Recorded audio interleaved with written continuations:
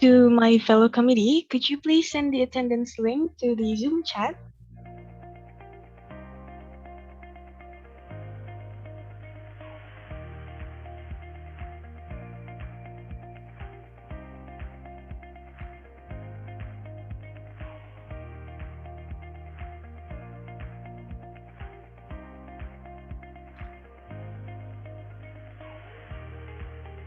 Okay, once again, to my fellow committee, could you please send us the attendance link through the Zoom chat? Okay, there you go. To all of the participants here, please fill the attendance through the link provided. We also inform you to activate your camera and turn off the microphone during the event, and don't forget use the virtual background that has been provided by the company.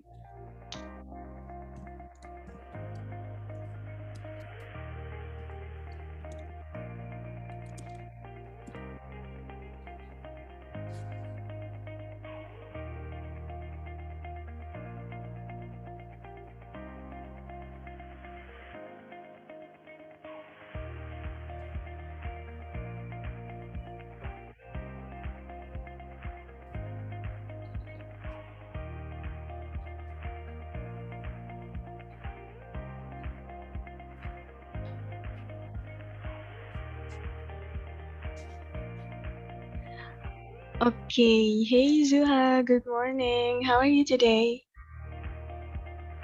Well, I'm incredible glad today. How about you, Ulya? Me too. I am very excited to be here, especially hosting this event with you. And since we still have several minutes before the event starts, I would like to have a little chit chat first. What do you think?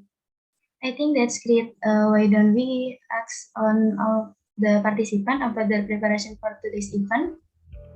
Yes, let's do it. And who would you like to choose, Zula? All right.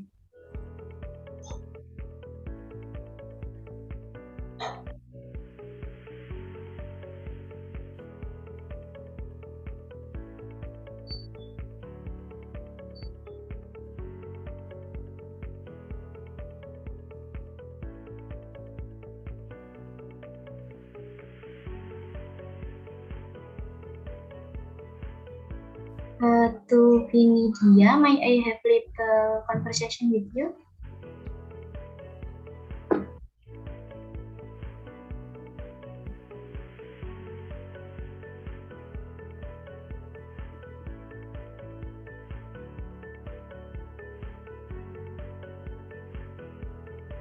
I think Miss Vinidia is having connection problem right now, so he can join us right now.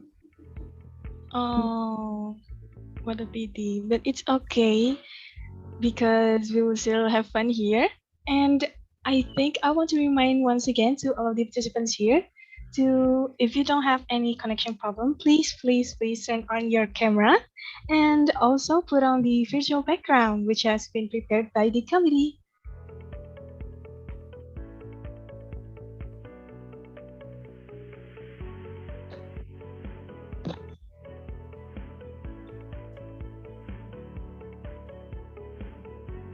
Selamat pagi, committee. Apa khabar? It's Deborah here from Australia. Oh, good morning, Miss. Good morning. Wow, how are you, Miss? We're very good. How are you? Oh, we're good here also. Thank you very much. Baik. When do we commence?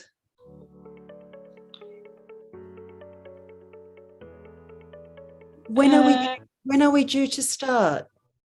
Oh, so to Professor Deborah, we will start in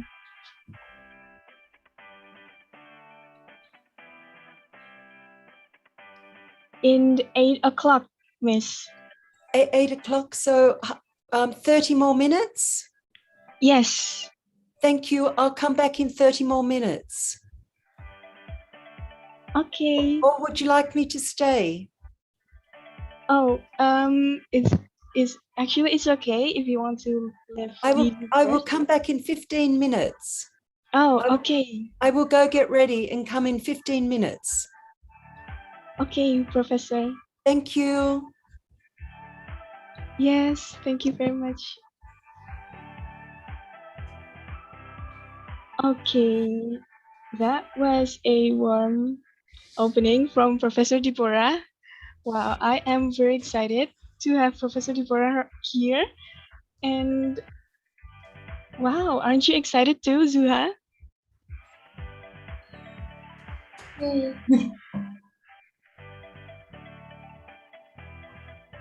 Okay, so I think the participants keep adding up, and we want to remind to the committee, could you please send the attendance link through the Zoom chat? Okay, there you go. To all of the participants who have just arrived, please fill the attendance link through the link provided.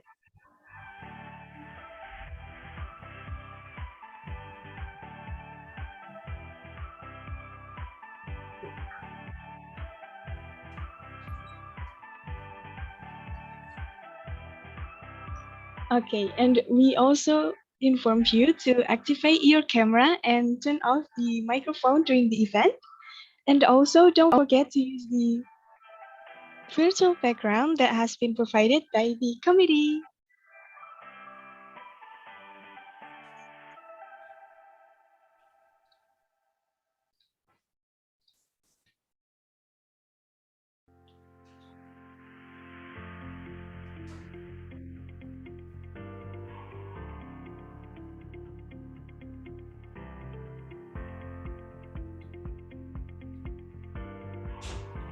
Okay, Zuha. So before we have tried to ask the participants to have a little chit chat, but we are not successful yet, right?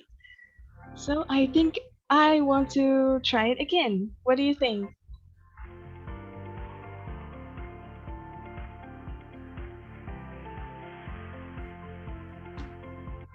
I think that's great. Hmm,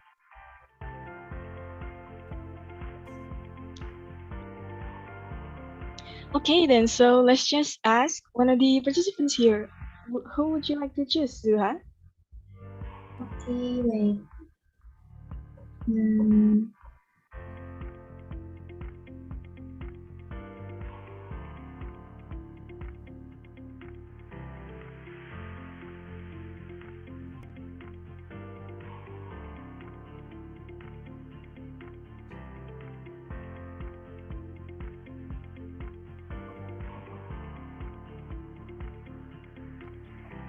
to Anindia, might I have a little conversation with you?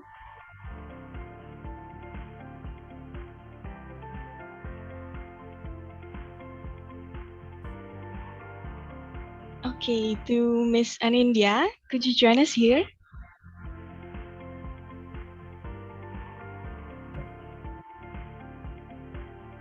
Yes, hello. Okay, hello, good morning, Miss Anindia. Hello, good morning. I'm sorry before because I have a problem in my connection, so I'm sorry I can't turn on my camera. Oh yeah, it's okay. We are very grateful that we can hear your voice here. So, Miss Anindia, have you prepared anything for the seminar we have today? Yes, I feel very excited to join this seminar because there is a special guest here, and she is a Professor Deborah, and I'm very excited to join this seminar. Oh wow, that is awesome. And Miss Anindia, have you like ate breakfast or something before the seminar start?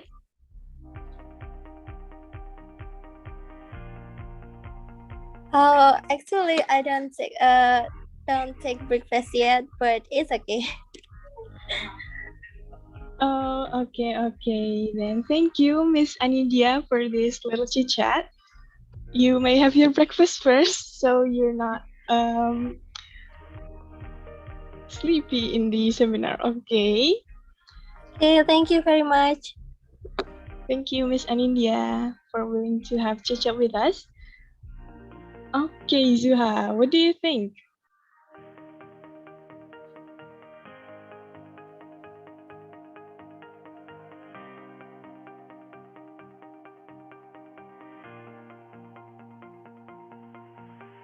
Okay, so that was a nice conversation we have with Miss Anindya. So next one, I think it's my turn to choose. Okay, I think I will choose from UB, Miss Awahita Wikantias. Can you join us here?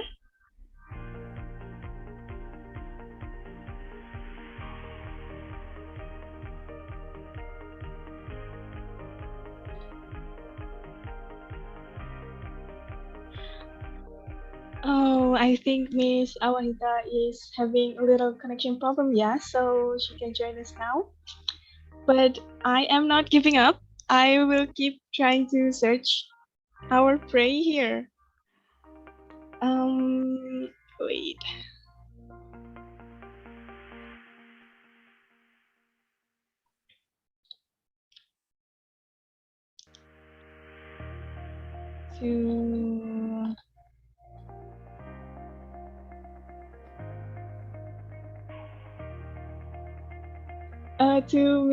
To from Uday still, Miss Dewi Permatasari, can you join us here?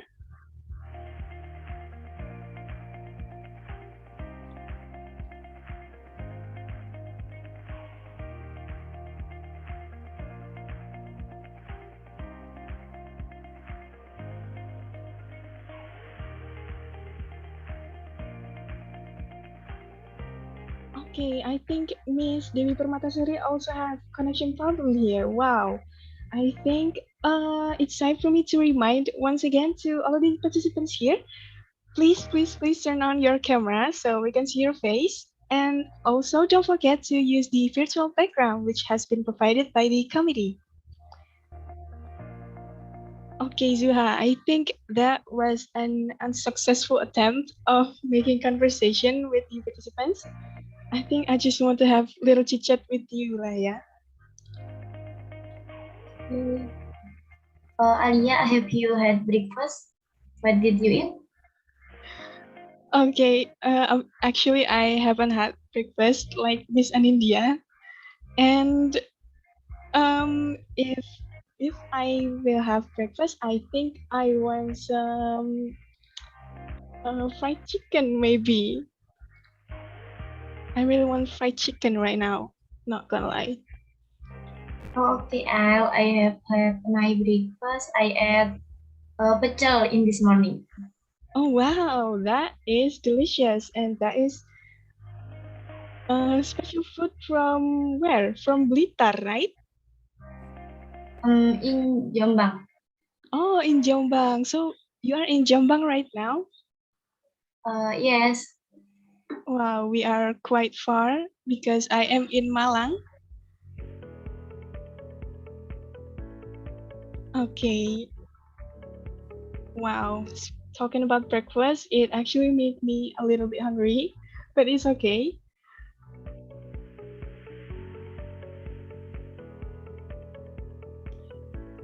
And by the way, Zuha, what are your preparations for this event? My preparation for this event are to have a good amount of sleep last night, then take a bath after waking up and have breakfast out. Wow, same with me. I am also have a good amount of sleep last night. I slept for like 6 hours. Guess that's enough. Okay. So I think the participants have been adding up. We want to remind once again to the committee, could you please send the attendance link through the Zoom chat?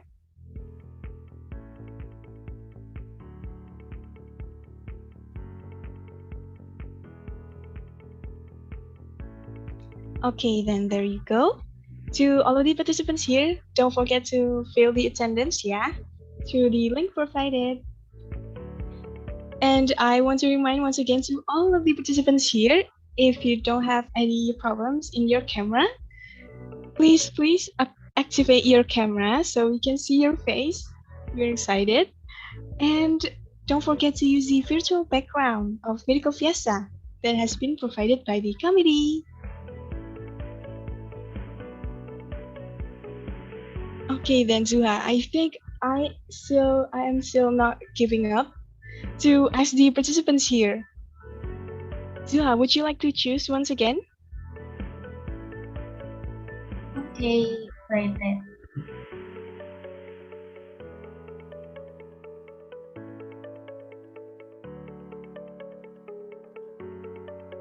To Miss Lisano, may I have a little conversation with you?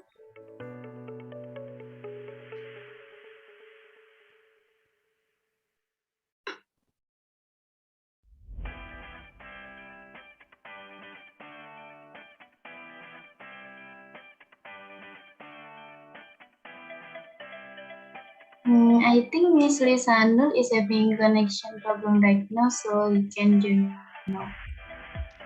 Oh, okay. Wow, I've seen that a lot of participants here haven't opened their camera. I think they're still shy or maybe they're still preparing like touch up or something. But I will choose now.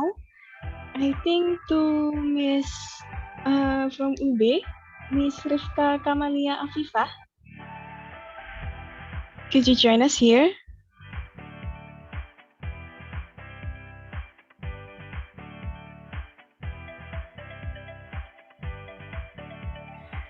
Okay, once again to Miss Rifka, can you join us here?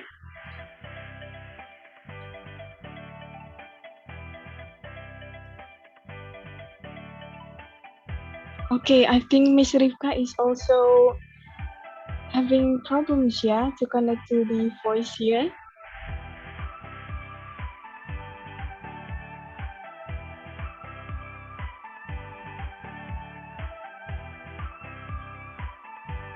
But it's okay. I think I want to have some chit chat again with you, Zuha. Okay, so Zuha, for this week, what have you done for this week? Like, do you have any exams or something? Oh yes, I exam. Wow, that must be. Oh, what is the exam? If I may know.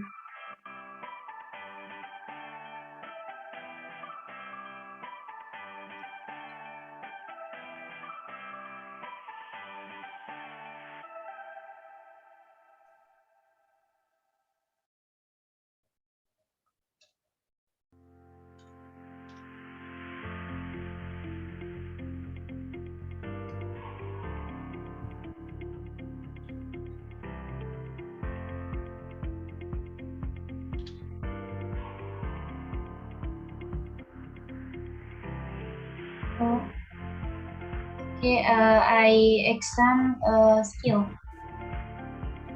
Oh, okay. So you were having skill exam, yeah. Wow, that must be hard. So,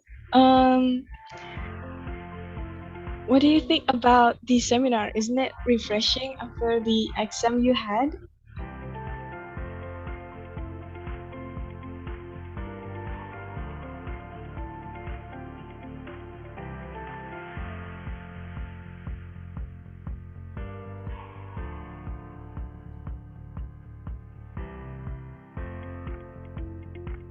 Okay, it's okay.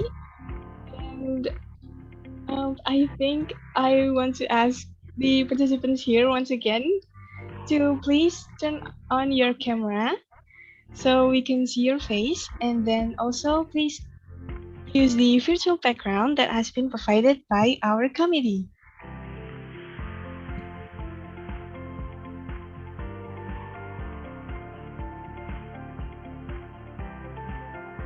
Okay, since we still have several minutes before the event starts, I think I would like to have little chit chat again. What do you think, Zuha? Okay, that's great.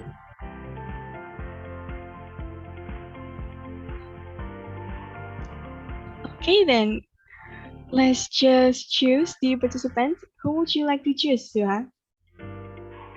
Okay, wait. Hmm.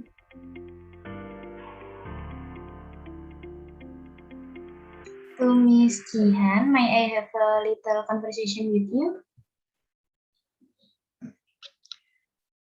Okay, to Miss Jihan, could you join us here?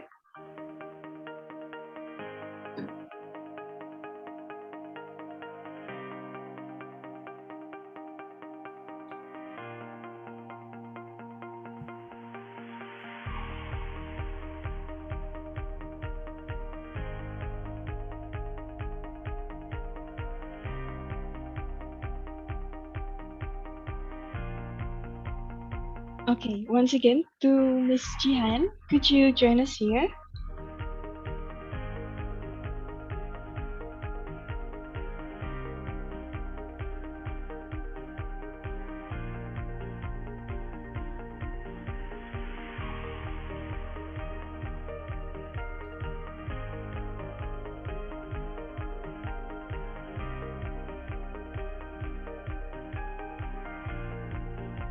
Okay, I think Miss Jihan is also having problems here to join us here. I think. Oh, yeah, I think I will ask the committee, yeah, about the preparation. Who would you like to choose, Zuha?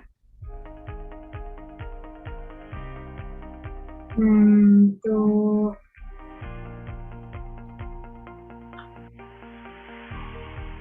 right.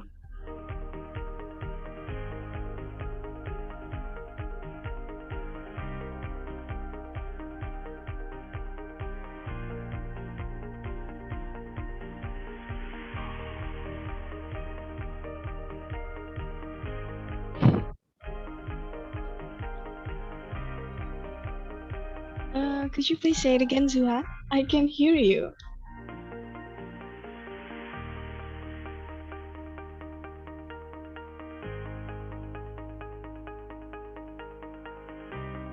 Okay, I think Zuha is also having problems to hear me. Okay, then I think it's my turn again to choose the participants, yeah? I think I will choose.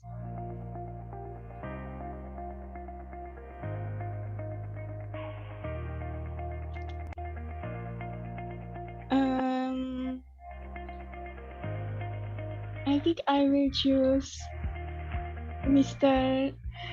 Nizar Satrio. Could you join us here? Yes. Oh my god. Thank you, Mr. Nizar, for joining us here. Okay, so Zuha, what would you want to ask to Mr. Nizar here? Can you repeat again your question, please? Okay, I think I am letting Zuha to ask you some question. Okay. What question is it? Okay, have you preparation anything for this seminar we have today? Yes, absolutely. I have a preparations for this seminar because this material is related with my college. So I read a lot about any kind of psychiatry literature like a journal or case report that will be important for my college and for my knowledge. Maybe that's my preparations so far. Oh wow, that is awesome. And Mr. Nizar, I want to ask you, how do you know about Medical Fiesta? Do you know it from your friend or from our social media, maybe? Medical Fiesta is, I think this is the best seminar that can I, yeah. I know from the social media first, and my friend is recommend me to join this seminar, maybe like that. Oh wow, what a nice friend you have. And I will guarantee that you will be so happy joining this seminar, Mr. Nizar. So, Okay. I think I still want to ask more question to Mr. Nizar. Yes, of course. You can ask me wherever you want. Okay, so Mr. Nizar, have you attended the last year medical fiesta too? Oh, I miss it, but the before yesterday, before last year, I have come to the seminar is offline, or we face up with the material, the material or the docents for offline. But we know the pandemic is make the online. But this year I will come to the seminar again. It's my pleasure. Oh wow, so you have attended the offline one from last year, right? Yes, that's Wow, the that best is seminar I have come with. oh wow, that is amazing. And so you have been known medical fiesta since when? Since you entered UB? Since before I'm in UB, because my college from the other year, or my senior is recommend me to join the medical fiesta when I'm in high school, because I learned medical literature before I go to college, like that. Oh wow, that is amazing. You have studied a lot. Wow, thank you very much, Mr. Nizar. We hope you enjoy the show for today. And thank you for having a little chit chat with us. Yeah, and I'm sorry to off the camera because I'm in a low connection or network. Thanks. Oh yeah, it's okay, it's okay. Thank you once again, Mr. Nizar. Okay, so Zuha, we have heard some preparation from Miss Anidia and Mr. Nizar. Wow, aren't you excited to start the event today?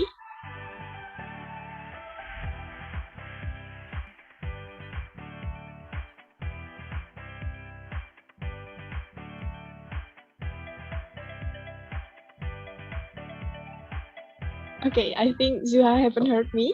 So Zuha, aren't you ready to start this today's event? Yes, ready. Okay, then let's go. Okay, since there are already a good number of participants have joined, and the clock is showing 8 AM sharp, we can immediately start our event for this morning. Assalamualaikum warahmatullahi wabarakatuh. Good morning and welcome to the International Seminar Medical Fiesta 2021. Under the theme Exploring and Improving Insight into Mental and Behavioral Disorder. Before we begin, please allow us to introduce yourself first. My name is Zuhrotun. And I am Alia Clarissa. As the Master of Ceremony, we will greet today's event.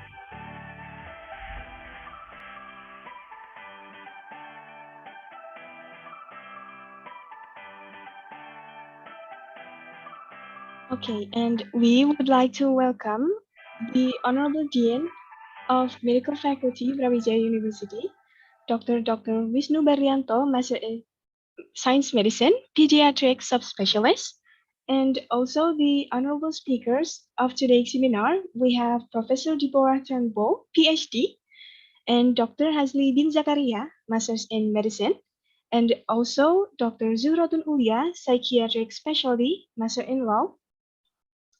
And we would also welcome the Honorable Dean, Dr.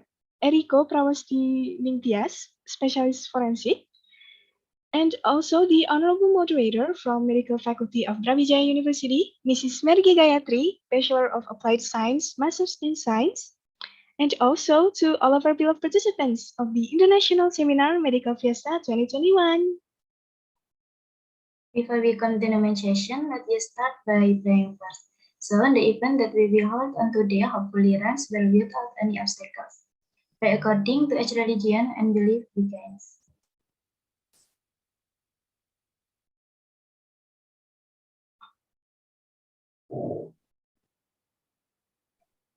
Pray can be suffice. Okay, then now I am going to read out the agenda of what we will go through today. So for today's event, we will have several agendas, which are the first session by Professor Deborah Turnbull, PhD, and then the second session by Dr. Hazli bin Zakaria, Master of Medicine, and then the third session by Dr. Zuhrotun Ulya, Psychiatric Specialty, Master in Law, and then there is a talk show session with all the speakers. And after that, we will have some ice-breaking session. Okay, before we start, we would like to inform you on the ground rules for this event, which are: first, participants have to stay mute during this event unless permitted not to. Second, participants have to turn on the camera during this event unless permitted not to. Third, participants are allowed to drink and participants are not allowed to eat. Fourth, participants are not allowed to use the chat column unless permitted to. Alright, so let's move on to the next agenda. There will be a warm speech from our beloved project officer, Miss Aulia Ilma Sahara. To Miss Ilma, can you join us here?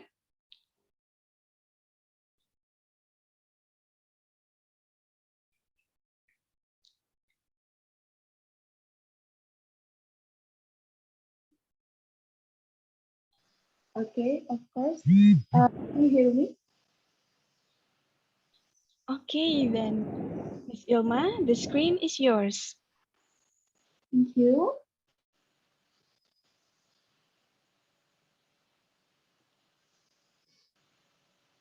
Assalamualaikum warahmatullahi wabarakatuh. Good morning, everyone. First, let praise to Allah Subhanahu wa Ta'ala who has given us health and happiness so we can meet at the event International Seminar Medical Fiesta 2021. Firstly, the Honorable Dean of Medical Faculty, Universitas Brawijaya, Dr. Wisnu Barlianto, Magister of Science, Biomed, Pediatric Consultant, and the Honorable 5-1, Dr. Muhammad Saifur Rahman, Specialist Jantung Pembuluh, PhD, and the Honorable 5-2, Dr. Masrur Rahayu MTes, and the Honorable 5-3, Dr. Eriko Prawasti Ningtyas, Specialist Forensic. The Honorable of Head of Department, and the Honorable President of Student Executive Board Medical Faculty Universitas Brawijaya, Mr. Primus Muhammad Izzat Kusuma, and the Honorable of Chief of Organization. The Honorable of Student Scientific Study Board, Mr. Adam Fauzi Akbar, and the committee, and all of the finalists Medical Fiesta 2021. Also, participants of International Seminar Medical Fiesta 2021. Welcome to all of participants International Seminar Medical Fiesta 2021, Universitas Brawijaya. This event is sponsored by Lembaga Studi Ilmiah Mahasiswa and sponsored by Student Executive Board of the Faculty of Medicine, Universitas Brawijaya. Medical Fiesta 2021 is an activity that has a series of events, including competition, international seminar, and national workshop. The theme of this event is exploring and improving insight into mental and behavioral disorder. Through this theme, I hope that we can understand and latest updates on mental health and be able to understand how to provide preventive, curative, rehabilitative, and promotive action. Through seminar, We will find ways as medical students to improve our knowledge.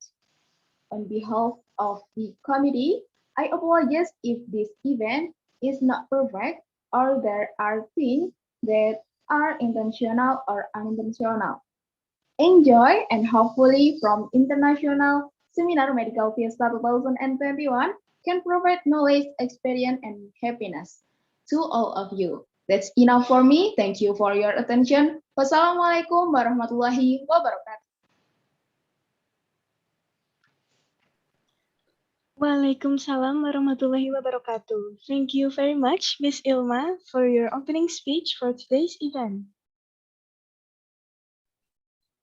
Okay, now we would like to invite the Vice Dean of Faculty Medicine of University Brawijaya, Dr. Eriko Prawestining-Tias, specialist in forensic, to deliver her speech. Please welcome Dr. Eriko. Time and screen is yours. Thank you very much, MC, for giving the screen for me. Assalamualaikum warahmatullahi wabarakatuh. Selamat pagi, salam sejahtera untuk kita semua. Our warmest welcome to our guest speaker, our professor and colleague of FMUB, as well as the President of Student Executive Board, the Director of Student Scientific Study Institute, the Head of Project Officer, and committee members, and all participants that we are proud of. First, let us praise to the Almighty Allah Subhanahu wa Ta'ala for His blessing so that we could gather here in this beautiful morning in the agenda of Medical Fiesta Seminar 2021, the international seminar. On the behalf of the Dean, I would like to thank to all of you for coming and joining this seminar through the online via Zoom, held by Student Scientific Study Institute of FMUB. Good morning, our esteemed speaker, dear faculty members and staff within Faculty of University Brawijaya. I would like to welcome everyone also in this international seminar about exploring and improving insight into mental and behavior disorder. I'm grateful to able to greet everyone here, even though we meet virtually. I hope everyone is safe and in a good health. I'd like to convey our highest pleasure to have Professor Deborah Turnbull from the University of Adelaide. Good morning, Professor. Dr. Hazli bin Zakaria. Okay, thank you. From Alaminda, Dr. Hazli, Dr. Yeoh, and Partner Specialist Clinic, Malaysia. Dr. Zuhrotun Ulya from the Faculty of Medicine, Universitas Brawijaya. The speaker will explore about mental health, which is very crucial. I'm looking forward to see everyone participating in this discussion session, exchange the knowledge and the experience, and putting it into practice would be greatest beneficial we can gain from this event.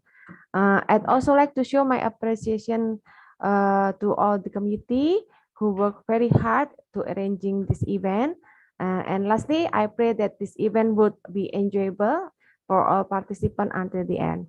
By reciting Bismillahirrahmanirrahim, let's start this seminar. Thank you very much for your attention, and wassalamualaikum warahmatullahi wabarakatuh. Good morning. Terima kasih, saya kembalikan ke MC. Yes, Waalaikumsalam warahmatullahi wabarakatuh. Thank you so much, Dr. Eriko Prawestining-Tias, Specialist Forensic, for the speech. It is indeed a pleasure to have you here with us. And for Dr. Eriko, you may leave the Zoom meeting if you have other agendas, but we will be really grateful to have you stay until the event ended. Thank you very much, Dr. Eriko.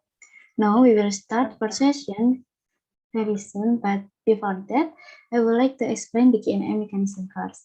First, participants have to write the question from the provided QR code provided by the committee. Second, the QR code will be shared on the screen during the event and in the Seminar Medical Fiesta 2021 was approved.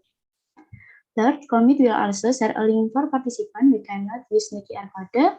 Fourth, participants have to write the question by including the origin of institution and full name, and also the question from the provided box. 5, committee will choose the relevant question and the Q&A time will be held in the text session. 6, moderator will mention the name of participant who asks, and the participant is invited to activate the microphone to ask the question directly to the intended speaker. 7, committee will spotlight the questioner, presenter, and moderator. Okay, thank you very much, Zuha, for explaining us the Q&A mechanism. And without further ado, next up, we will introduce the moderator of today's event.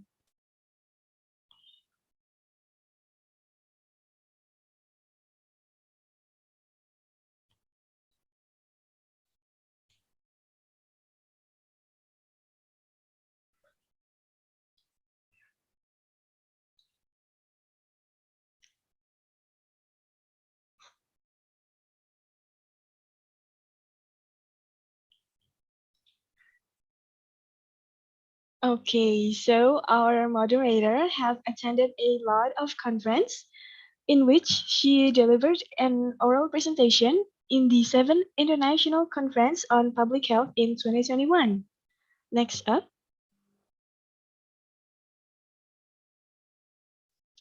Yes, next up.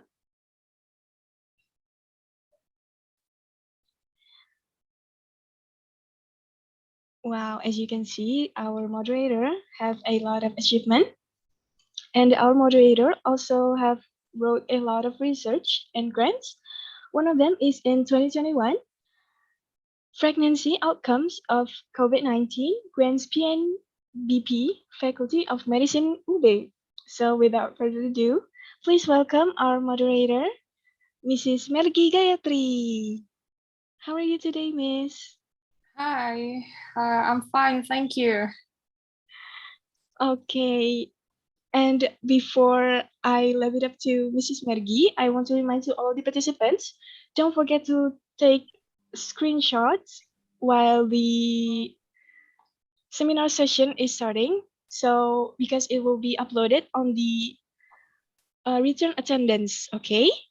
So for the next session, we will leave it up to you, Mrs. Mergi. So to Miss Mergi, the time and screen is yours.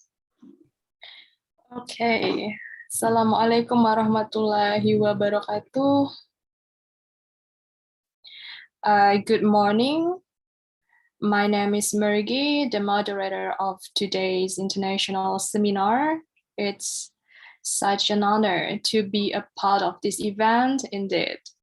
Before we start, I'd like to remind you that we will have 3 sessions in total with 3 incredible speakers. And by the end of this program, we will have a 45-minute Q&A session. Each speaker will present their topic for approximately 35 minutes. And for those of you who would like to ask questions to the speakers, we encourage you to send your questions using the link and the QR code provided. And please do not use raise hand feature on the Zoom. Okay, without further ado, I'd like to introduce the first speaker, Professor Deborah Turnbull from the University of Adelaide, Australia, who will present about mental health management program as an investment for the global nation. Professor Deborah Turnbull holds the chair in psychology of the University of Adelaide. She is an active health and clinical psychology researcher and teacher, and combines these activities with administration roles. She published many research articles in psychology. Her recent paper is about the impact of cancer on early childhood development, a link data study. Okay, so I'd like to welcome Professor Deborah Turnbull with the topic of mental health management program as an investment for the global nation. Selamat pagi, Mergi. Apa khabar? May I please have the screen?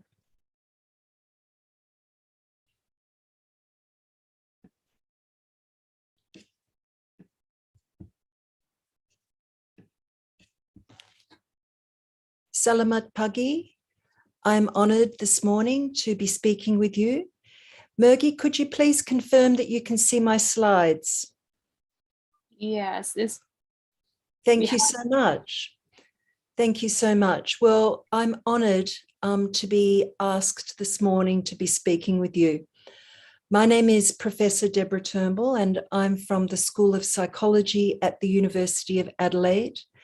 And the University of Adelaide has a proud and productive relationship with many universities in the region. We're very, very happy to have our relationship with Universitas Brawijaya. This morning, I've been asked to speak on the important topic of mental health management, particularly with regards to it being an investment for a global nation. So let's begin by understanding the context of disability due to mental disorders.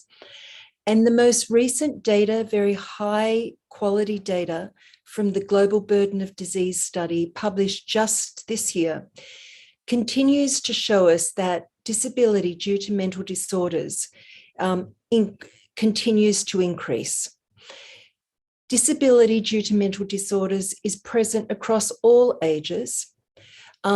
Prior to 5 years, disability impacts in the form of spontaneous intellectual disability, and particularly autism spectrum disorders.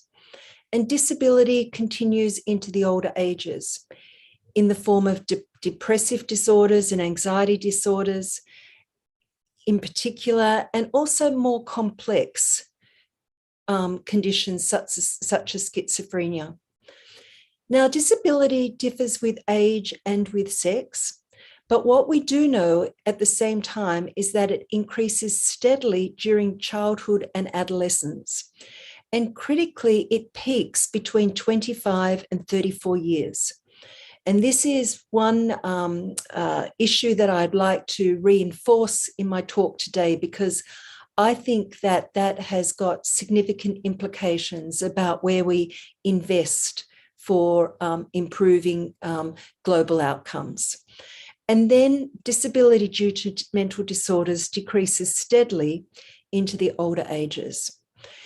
When we look at age standardized disability adjusted life years, it's highest in our region, interestingly, in Australasia, in the region where Indonesia and Australia are based. It's also high in tropical Latin America and also high in North America. So how do we interpret such data and such challenges? Well, the interpretation that has been suggested in this particular report is that mental disorders remain among the top 10 leading causes of burden worldwide. And there's been no evidence of sufficient global reduction in the burden. To reduce the burden, we need a coordinated response by governments and the global health community. We need to expand the delivery of effective prevention and treatment programs, and particularly those that have got established efficacy or good research evidence that they work, to improve mental health outcomes. And we need to cover more of the population for the necessary duration. So this is a very big challenge. How do we do this in countries like Australia and in Indonesia? So against that backdrop and that challenge, I'm going to provide a global picture about what's currently happening with respect to mental health management. I'm going to talk about some of the research that we're doing here in Australia, and I'm going to focus particularly on adolescents and also research about tertiary students. I want to do that because we know that adolescents, and particularly around the period that people enter tertiary studies, are periods of high risk for mental health problems. In fact, we know from large epidemiological data that half of lifetime mental disorders begin in adolescence. I want to talk a little bit about what we're doing here at the University of Adelaide to promote mental health and wellbeing amongst our students. And then I'm going to finish by summarising where I think we can make good investments for the future. So let's begin. Let's begin by looking at where the current expenditure is occurring. And the best data comes from the World Health Organization Mental Health Atlas of 2020. And we have data from 171 of the 194 member states. So the first thing to note is that there is across the globe very low public expenditure. In fact, we know that of the health expenditure globally, only about 2% of it is given over to addressing mental illness. At the same time, we know that there's great variation in mental health worker coverage. So we know that in some parts of the globe, coverage by mental health nurses, by psychologists, by primary care doctors who have specialties in mental health management, that there's great degree of variation. We also know that of the member states, about 3/4 have got some sort of standalone policy or plan, and only about half of them have a standalone law. This is very important because this has got implications for human rights and also the way that people with mental disorders are treated by society. We also know that only about half of the member states have got at least 2 functioning health promotion and prevention programs. So even though the data suggests that early detection and prevention are critical, there's still room for improvement in developing those programs. There's also room for improvement in terms of how we compile mental health specific data. Because without these data, we know that we can't plan services and we can't understand where the best investments can occur. And finally, we know that only about 1/4 of the member states integrate mental health into primary care. So only about 1/4 of the states are ready to be able to respond to early detection and prevention, particularly in the primary care sector, where the majority of the population receive their care. So what's happening in Australia? Well, we're trying to address this issue, particularly in the context of the global pandemic. We also know that, for example, our young people here have been impacted by concerns about climate change. And taken together, these concerns are very much impacting their worldview and also their hopes for the future. So this is a speech that was made to our Mental Health Coordinating Council this year. And this is what the Commissioner commented about. Firstly, mental health affects all Australians, either directly or indirectly. In fact, almost 1 in 5 Australians are impacted in any given year. The majority of the impact is in terms of mild mental illness. By this, I mean the high prevalence disorders like depression and anxiety. At the same time, we have over 1 million people impacted by moderate mental health concerns and a staggering 800,000 who have severe episodic or complex conditions. Critically, and coming back to what I said earlier, the people who are impacted the most are young people, particularly those aged 16 to 25. So those who are facing important transitions in their lives as they move from adolescence to adulthood. So the time when young people are facing challenges around, for example, identity, self-esteem, peer relationships, relationships with family and friends. So what does our government suggest as the key ways of addressing mental health problems? Where are the best potential investments? Well, the ones I'm going to address today are as follows. Firstly, investments for addressing stigma. Secondly, those for prevention and early intervention in terms of prevention in the life course, and secondly, in terms of the disease itself.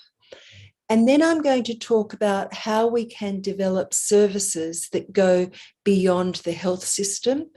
And I'm going to talk particularly about the development of digital resources. Let me begin by talking about addressing stigma.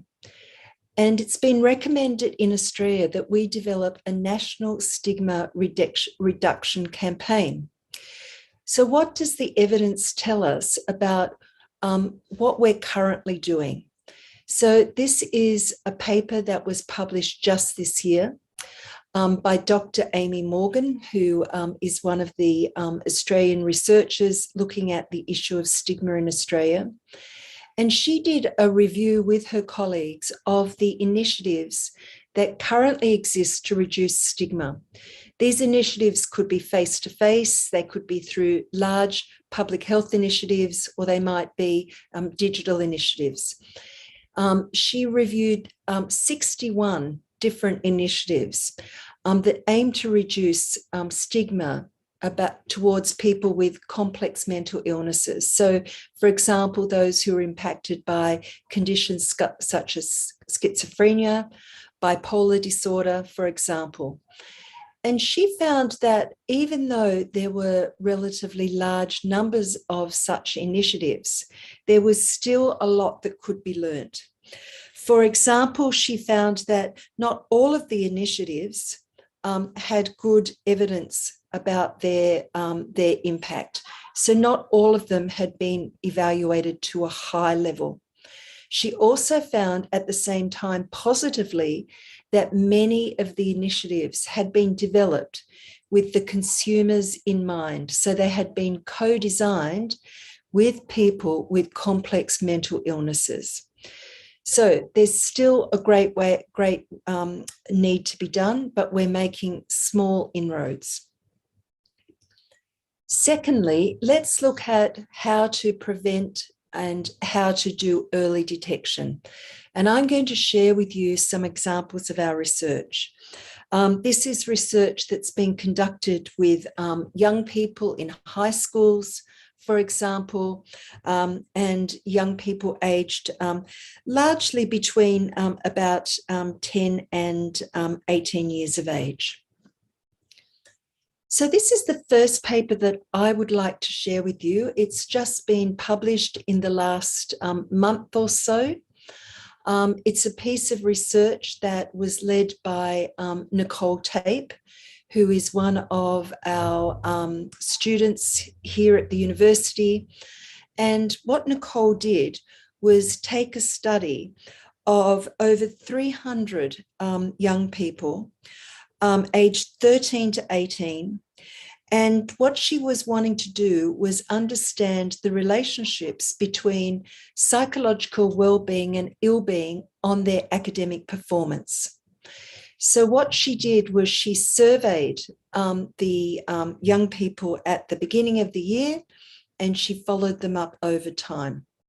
So this was a longitudinal and a cross-sectional study. And what she found that there was a strong relationship between ill-being and academic performance. But after we took into account well-being, that relationship fell away. So what it suggests is that when we make programs to promote or to address mental health illness, we should also take into account the factors that promote positive outcomes, because in so doing, we can ultimately impact on outcomes such as academic performance. So in summary, it's important to take into account the predictors of ill-being as well as well-being. Okay, now this was a piece of research that was published last year by Danica Gregory. Danica, again, is a student here at the University of Adelaide, And together with Nicole, she's been doing the Masters of Clinical Psychology.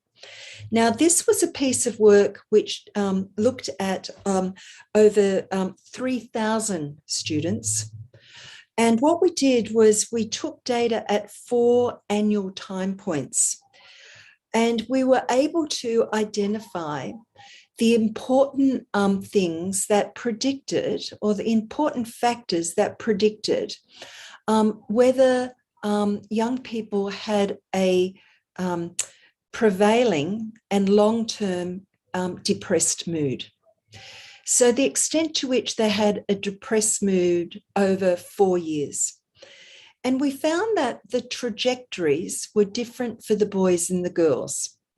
We found that for the boys that did worse psychologically over the 4 years tended to be those that had less positive peer relationships. The factors that predicted low mood amongst the girls over the 4 years were lack of family support, the environment of their school or the culture of their school, the extent to which they felt they belonged in their school, that they had a role to play, that they were supported, and their peer belonging or their friendships with their peers.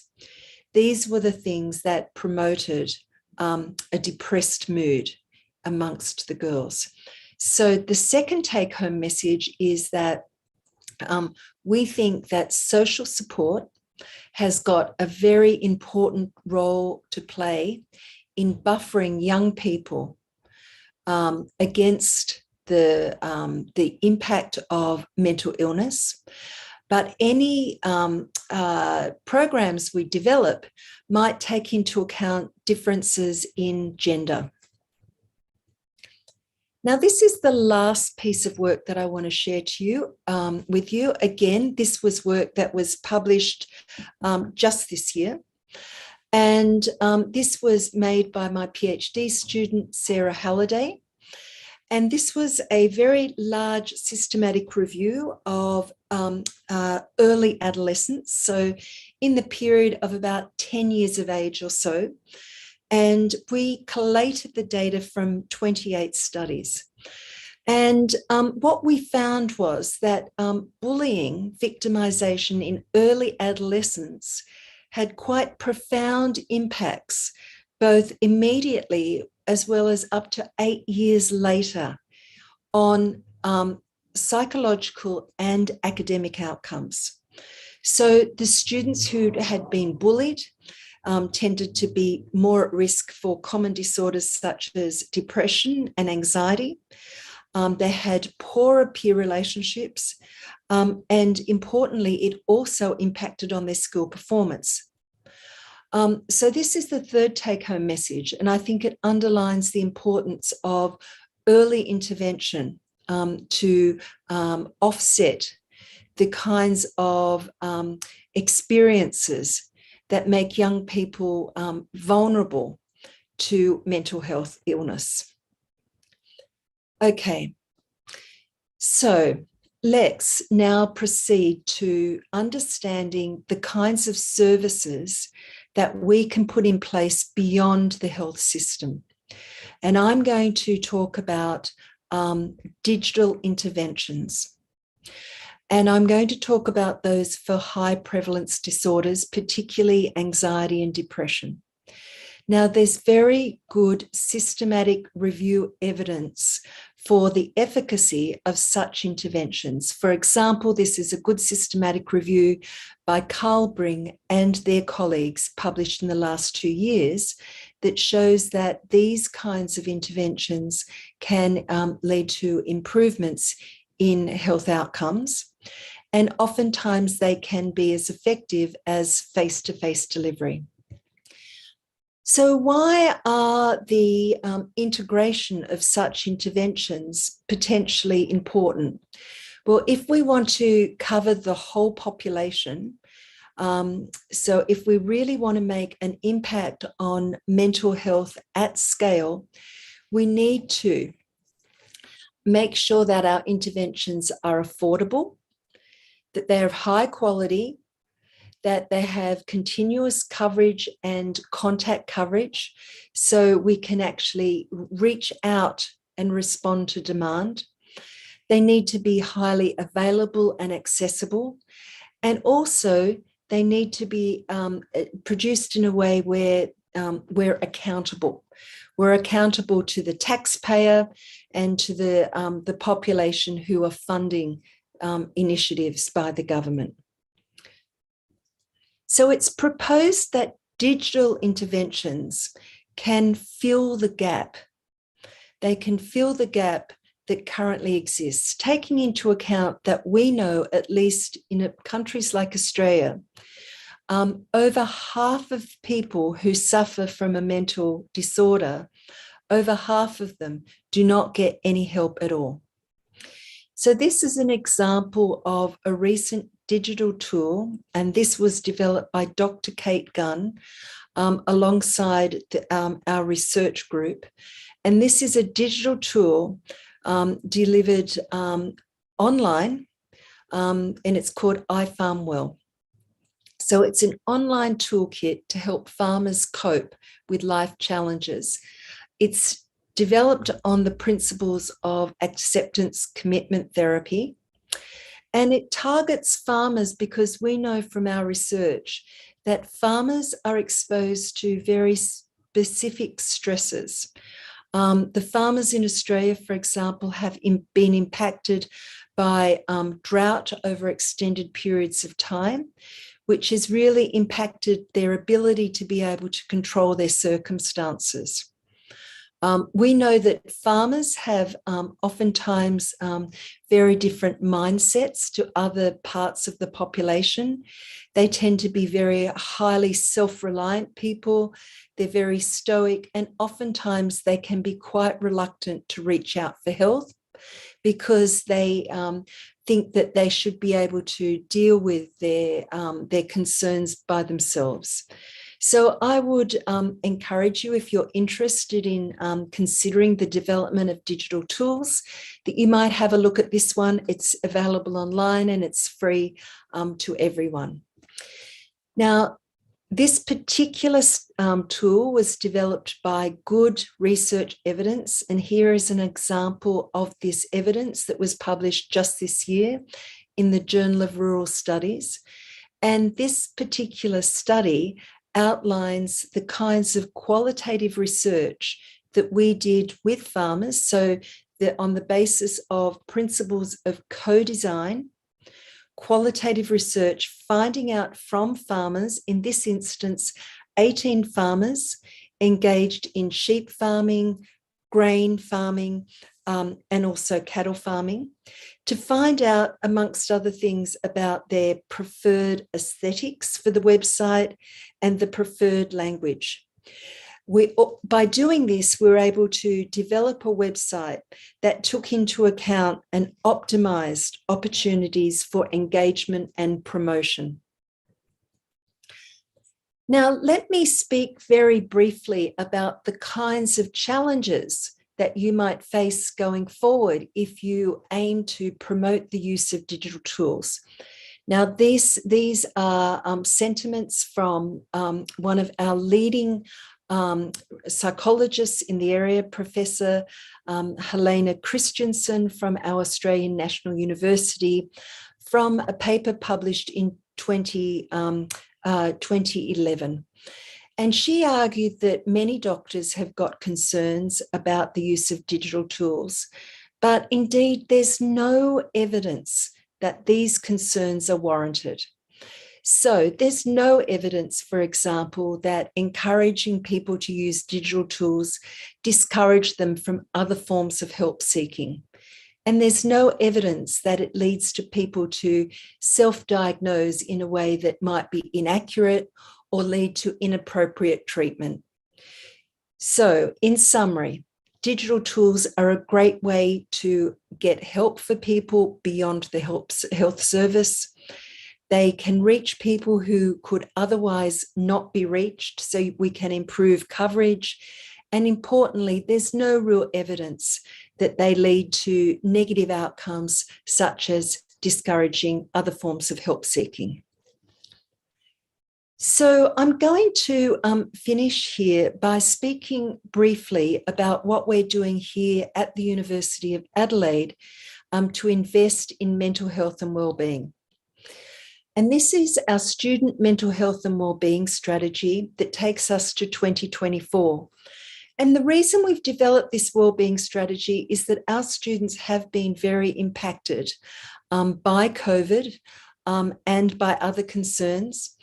And we know that going into tertiary studies is an important life transition, and that it can be associated with mental concerns in and of itself as young people transition to new forms of study, move away from home, develop independence, develop identity, move into the workplace.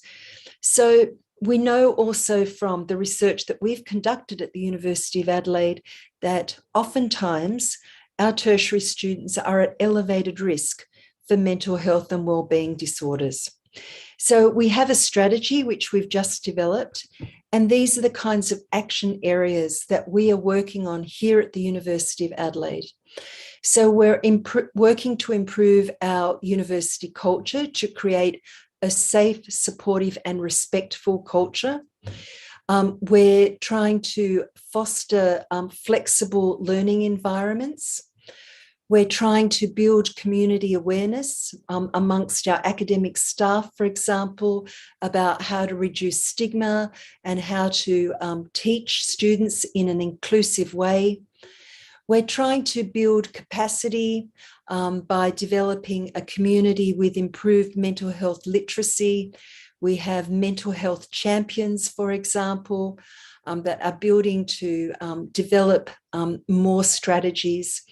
And finally, we're trying to develop a high quality, evidence-based, accessible service. So we have not only our specialist university counselling service, which has trained and resourced professional staff, but we also have lots of access to online tools and resources. So how do we invest for the future? I think firstly, we need to make greater investments in real terms. I've made the point that globally, we don't invest much of our health budget in mental health, despite the fact that it impacts a large sector of our community, that mental disorders are on the increase, and that it continues to constitute a significant burden of illness at a global level. I think we need to continue to work on developing laws and policies that address stigma, that prevent discrimination.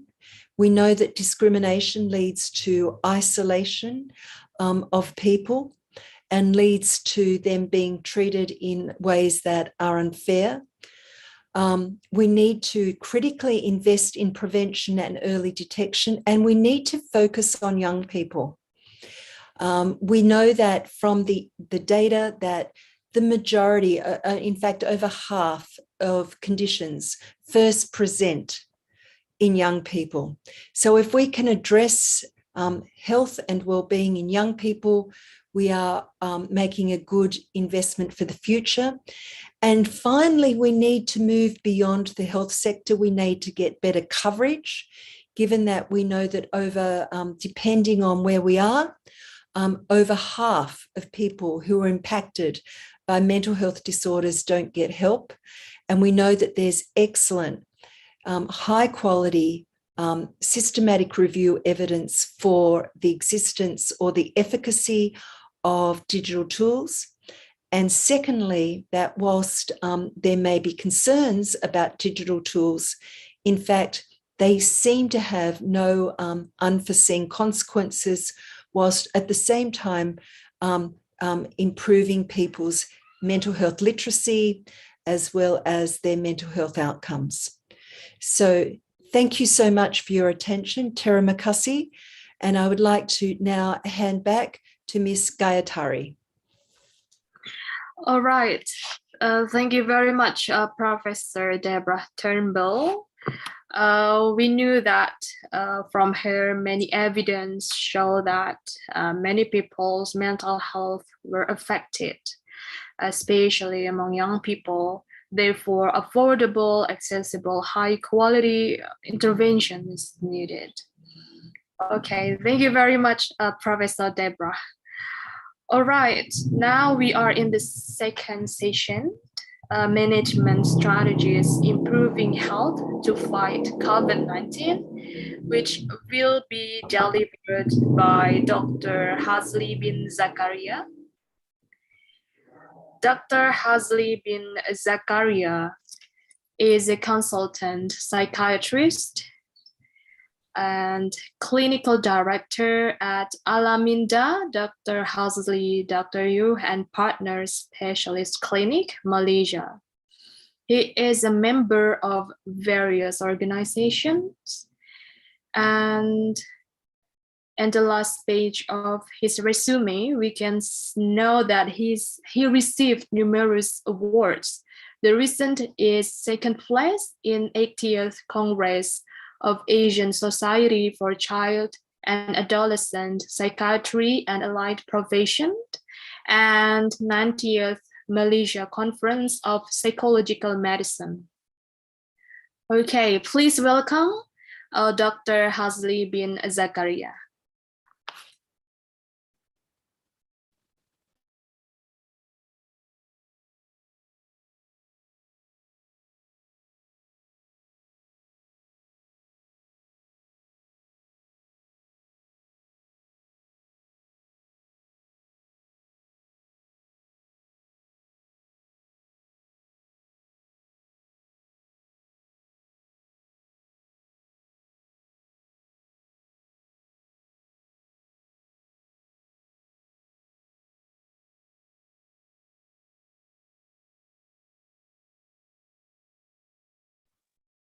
All right, so yeah, we have to wait for a moment for Dr. Hazli bin Zakaria.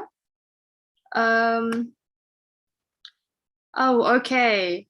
So yeah, maybe we have conversation about the topic that we have already heard from Professor Deborah. So even in Australia, yeah, which is a developed country, they still face the same problem, because I mean, mental health issue never see that where you are from, because everyone can be affected by mental health issue, especially during the pandemic. Yeah, so maybe we can have MC with me, the MC, or maybe we have any thoughts about the topic that we have heard from Professor Deborah. And yeah, I'd like to remind you again for the participants, if you have any questions, please do not hesitate to deliver your questions by sending your question to us using the QR code and the link that we have provided to you. Because we know that the topic is very crucial, especially during the COVID-19 pandemic, and we hope that we will not we can reduce the problem in the future, so that we have a very good well-being for us and also the next generation. Yeah, you can see that we have sent the link on the chat box. So yeah, please send your questions to us.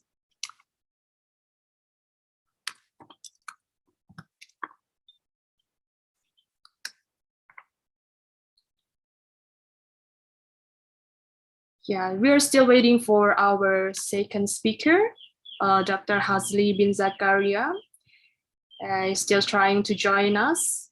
So please, for all the participants, please kindly wait for his present.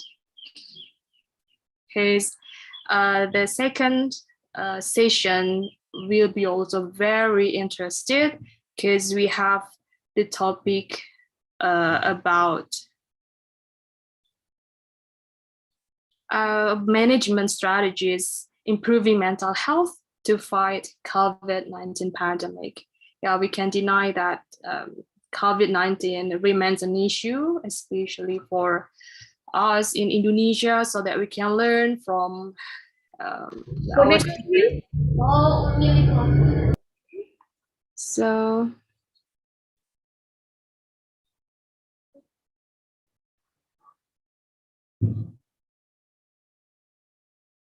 oh yeah. While waiting for Dr. Hazli bin Zakaria, yeah, maybe Professor Deborah can share a little bit about mental health issue, especially among the young people, because especially in academic situations.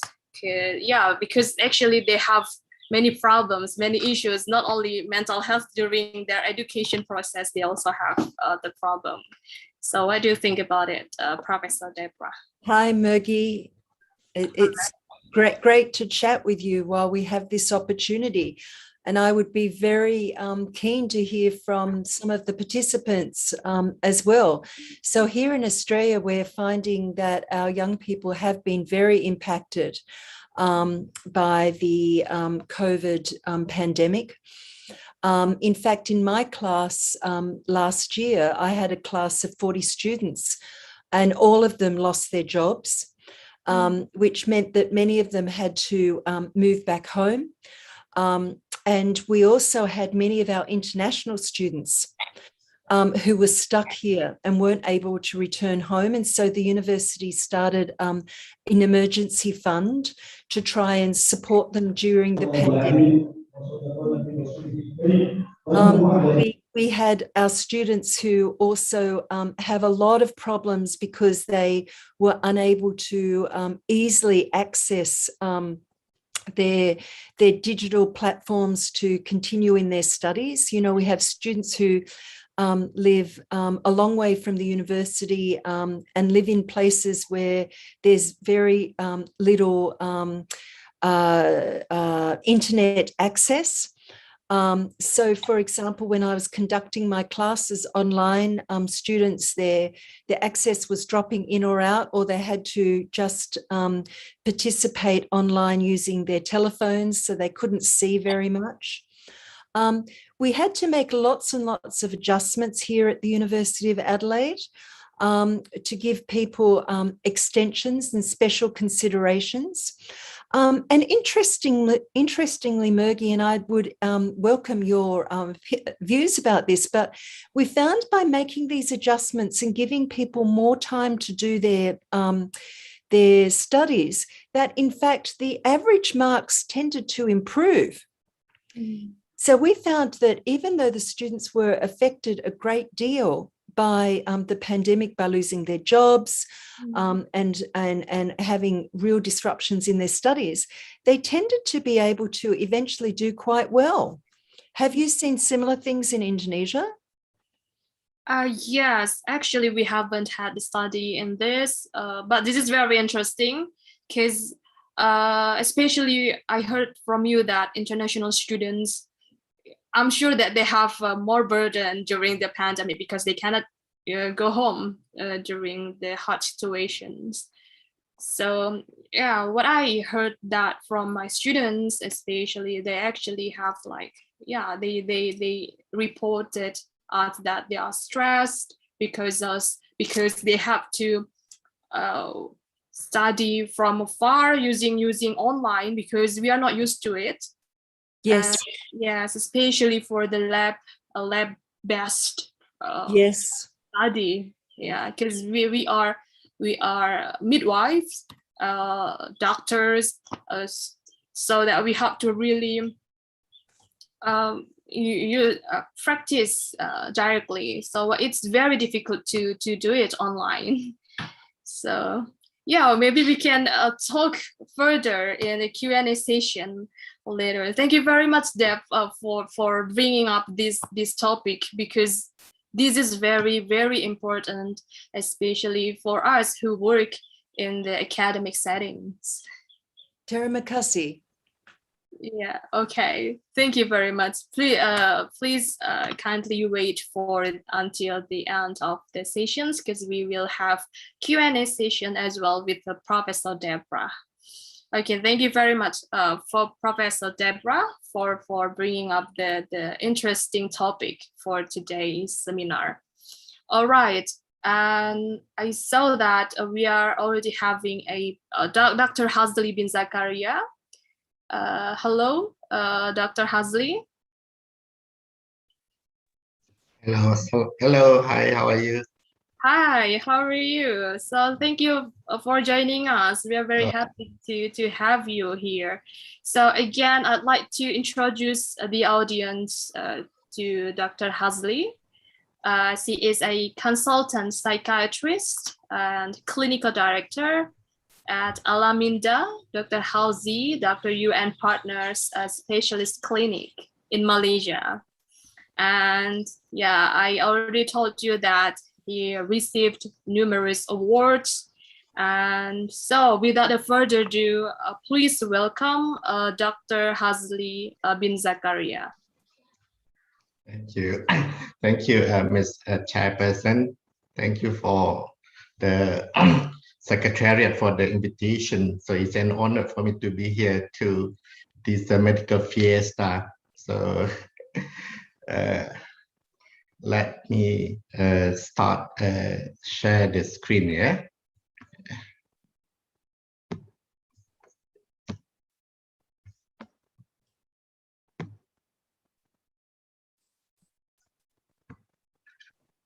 Okay. Jadi apa kabar semua? Harapnya bisa mendengar. Saya mohon izin untuk berbicara dalam bahasa Inggris kerana bahasa Indonesia saya belum begitu bagus. Okay. The topic given to me is a management strategy improving mental health to fight COVID-19. So this is the information that I'm going to share. So these are suggestion recommendations. What can we do so that we can improve, not just maintaining, but also improve our mental health? Can we do that? It's interesting just now to listen to Dr. Deborah, how we are very resilient after facing some challenges. Again, the invitation is very honored for that. Yeah. So the outline for the next 35 minutes, I would like to touch on the mental health before pandemic, because we want to know what our level of mental health, right? And then how does pandemic affect our mental health? And then the last part, what are the strategies that we can do to improve our mental health to face 2022. We know that there is no health without mental health. That is not, it's because I'm a psychiatrist or a mental health professional, but that is the fact. Health without mental health, we are not healthy. Full stop.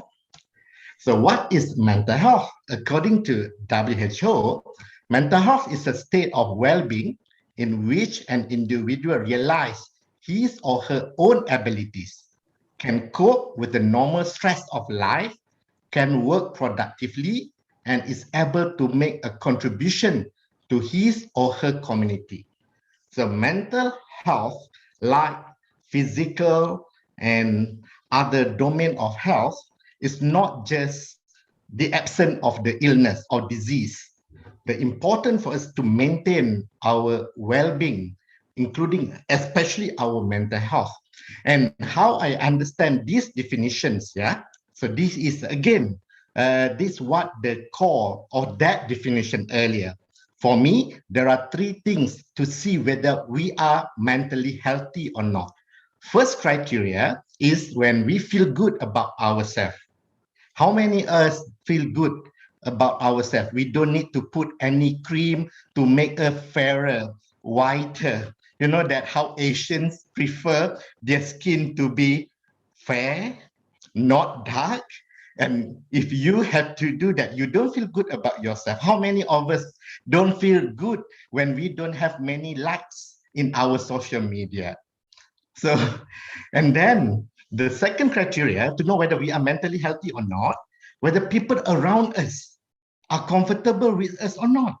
How many of us having difficulties to invite people to go for lunch prior to pandemic, of course, before the social distancing.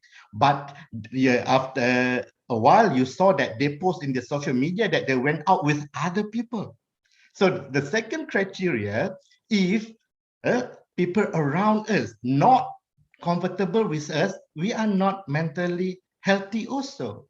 And the last criteria, when there are some challenges, threat, or something considered as a problem, and then we able to overcome that, it seems that we are mentally strong.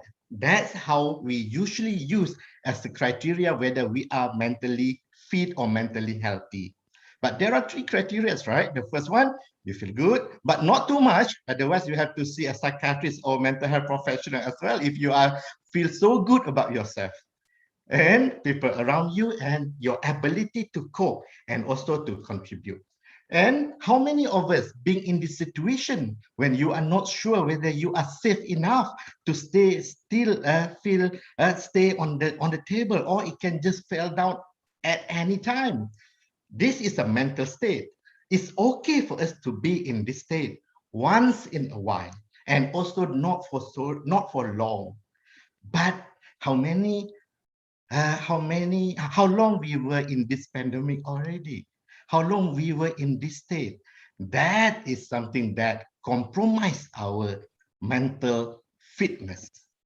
How many of us scream so loudly, but so silently? No one listen because we don't want to allow people able to listen to our screaming.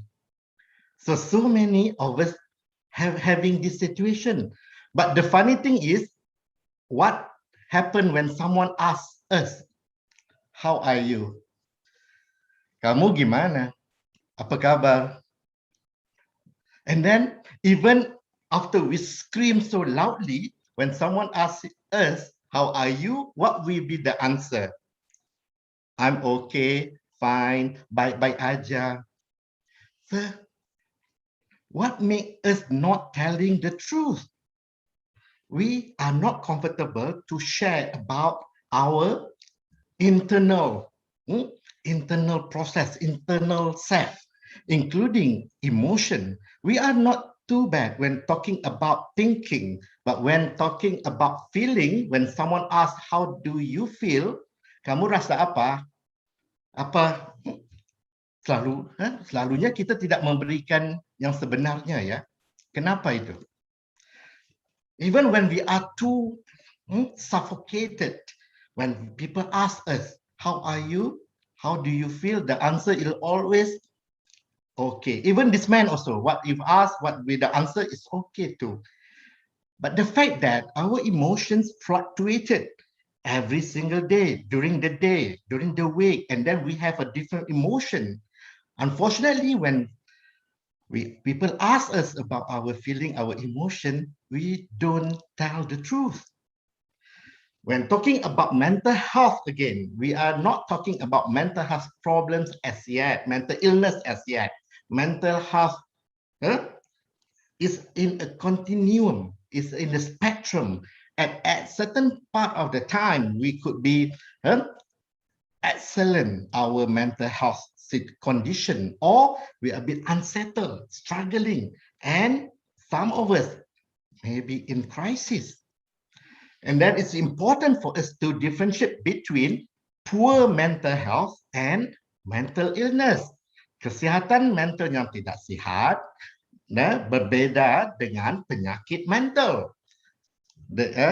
the difference between stress and clinical depression. They are two different things. We always thought that stress can lead to mental illness. That's not as simple as that. We have to be mindful that in order for us to develop mental illness, penyakit mental, there are more factors are needed to make the person develop or show or manifest the symptoms of mental illness, from biological factors, psychological factors, social factors, and also the spiritual factors as well. And the spiritual factors and the social factors could be the protective factors which make the person has a lower vulnerability. And some other factors contribute for the person to have a higher risk to develop mental illness. Usually, there is a stressor that trigger the first episode of the person to have the collection of symptoms. And unfortunately, pandemic COVID-19 is or was the stressor, and we categorize into whether we already past the illness part, or at risk injured, or we are adjusting to that, or we are still able to maintain our normal functioning and maintaining our level of mental health. Where are we located at this moment? And important also, we like to highlight this concept of good mental health and poor mental health, and someone having mental illness and not having a mental illness. Even if someone has a mental illness, even the severe form of mental illness, if they are being treated well, optimally, we can bring them to here. So we have to remember also, for those who do not have a mental illness, if they are mental health not very good, they also not having a good quality of life as well. Hopefully, all of us belongs to this quadrant where we don't have mental illness and our mental health is also at the very good level. So that is what we want. But I just want to remind myself as well, because we never know. Everyone have a risk to develop mental illness, right? Even when we have, if we optimally treat, that is going to be okay. And if you don't look after our mental health well, it's not going to be good for us as well. So important for us to ask ourselves or to know at what level we are today in terms of our mental health. The problem is, can we trust ourselves? Since we are very good in pretending, not telling the truth when people asking about one domain of mental health, which is emotion, how sure are you that you're able to tell yourself that you are okay? Most of the time, you yourself not really sure. That's the reason we delay in getting ourselves treated, not just medical. We thought that as a medical professional, a medical student, we should be able to detail ourselves when we need to go and seek help, right? The answer is not as clear as that. So that's the reason there are questionnaires, questions that we can answer so that can screen as a screening, as a filtering, so that we can go for further a full assessment after that. So how many of us fill this screening questionnaire? I assume that a lot of us did actually, especially during this pandemic. But the question is, how many of us follow the recommendations after we find the score of each of these questionnaire? It seems to be that quite a number, a significant of people continue filling the questionnaire, but they do not seek help. So there is a gap between screening and assessing to the help. And then the year 2020. So when the pandemic started, so that changed almost everything in our the way we live. So most of us are not prepared. I don't think any one of us ever prepared for this pandemic.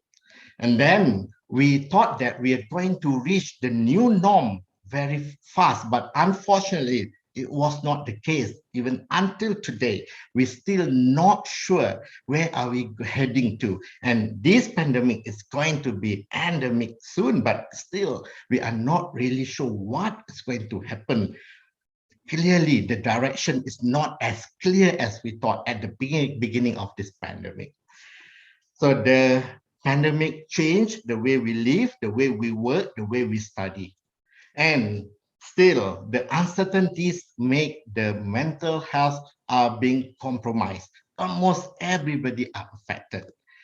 And in Malaysia, the number of suicidal case increased. And in fact, the number of suicidal cases always high, but the public was not aware about it. But out during this pandemic, more and more data, and then people start talking about it. And it showed this pandemic has affected our mental health very much because it become the stressor that everybody cannot cope that well compared to other stressor before. And there are papers, research, survey, cross-sectionally, and also a few on cohort to see the impact of mental health, the impact of mental health due to this pandemic. And this is one of the paper that recently to show that this COVID-19 make mental health cases or the prevalence and the incident has increased. So they found that this study, they used DASS, DASS 21 as the measurement of the symptomatology. And then we found that the depressive symptoms, 59.2, not a disorder. This is depressive symptoms, 59.2, anxiety symptoms, 55.1, and stress, 30.6. But we know that DASS actually is a scale to use stress in general. And interesting, yeah, the one affected are students, female, and people with poor financial condition. Meaning that you guys, students, females are the vulnerable group, and we need to remember about this. And it's important for us to target this group, this vulnerable group. How about globally? The systematic review also showed, and they found the same kind of findings. They showed that it affects people who have a financial issue, where there's unemployment or lower education status. And it's interesting also, the young age are also affected, female, and that's again referring to you guys as a student. That could explain some of you having all the symptoms, and then how many of you really reach out to the right platform to get help. And then this is the report by this consensus referring to the OECD, the economic group among the 38 countries, most of developed countries. What they found, right? So the number of cases in terms of anxiety and depression increased after the pandemic. These are the countries that we have the data. We can see the significant increase in the number of people with anxiety symptoms. In this case, some of them use the disorder as well. We can see the number of cases increase. And for the depression as well, most countries, all countries show the increment. We can't really say about Korea because they have the previous data, but I'm pretty sure it showed the increments as well. And it comes back to the same vulnerable group, the one who have financial compromise, they are going to be affected more.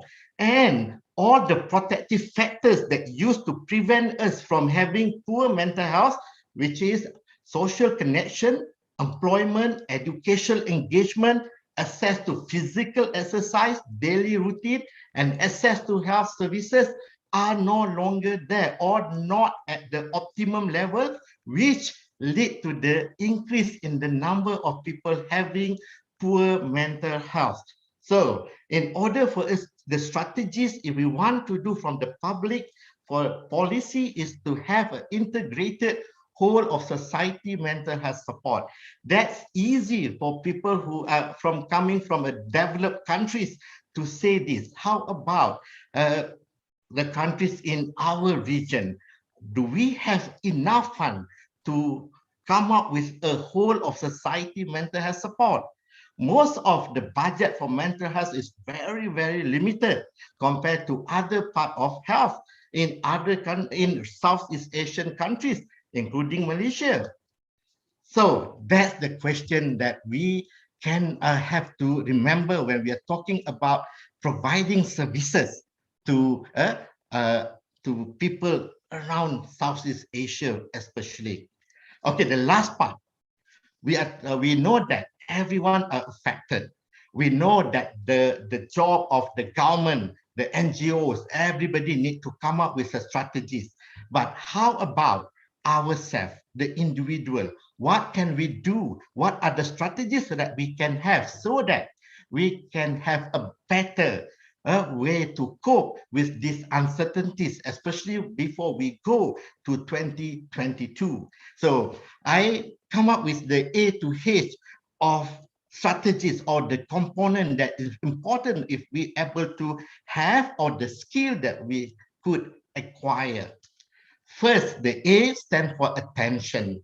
How important for us to focus what we are having now, the concept of mindfulness, the concept of being present, the concept of focusing on what we have now, compared to focusing on what happened in the past. And in this case, what are we going to face in the future, which full of uncertainties, which going to increase the anxiety level. And we know also our thought are wandering. So that is the nature of our thinking, our mind. So that's the reason in Islam, we are encourage people to go to do the zikir, and other religions also, they have all the strategies to make us being in the present. So that is something that we can do. The simplest thing that we can do is just focus on our breathing, and that it can have a lot of way. The two other A's, yeah, acknowledge and acceptance. It's important for us to accept, and before that, we have to aware. We have to aware our emotion. We have to label it. Don't ignore it. Don't avoid it. Then we are able to accept. Once we are able to accept the process of dealing with that, if we able to start. Most of us are still in a denial phase and don't want to accept the fact. So this is the time that we really find where the elephant in the room are hiding and deal with that.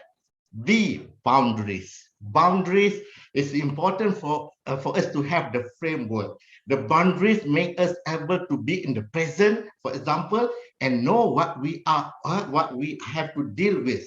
The boundaries also make us able to understand other people, so that we able to know what can we do, what other people can do. It's important for us to be able to say no. So that is something that a lot of us, especially medical students, I know that you guys is so wonderful as a helper, as an assistant, but please say no at sometimes, because yes, it's not always the best. Boundaries, or again, this by Brené Brown, that when we have boundaries, we will be able to have the ability to be empathy and compassionate with other people, because we can be able to do what we think the best for them, but from their point of view, not from our point of view, provided that we have a clear boundaries. And then we are also be able to see, to tell what are the things that we are not comfortable with when the boundaries are very clear. Balance is easy to say, but at least we know we have to have this.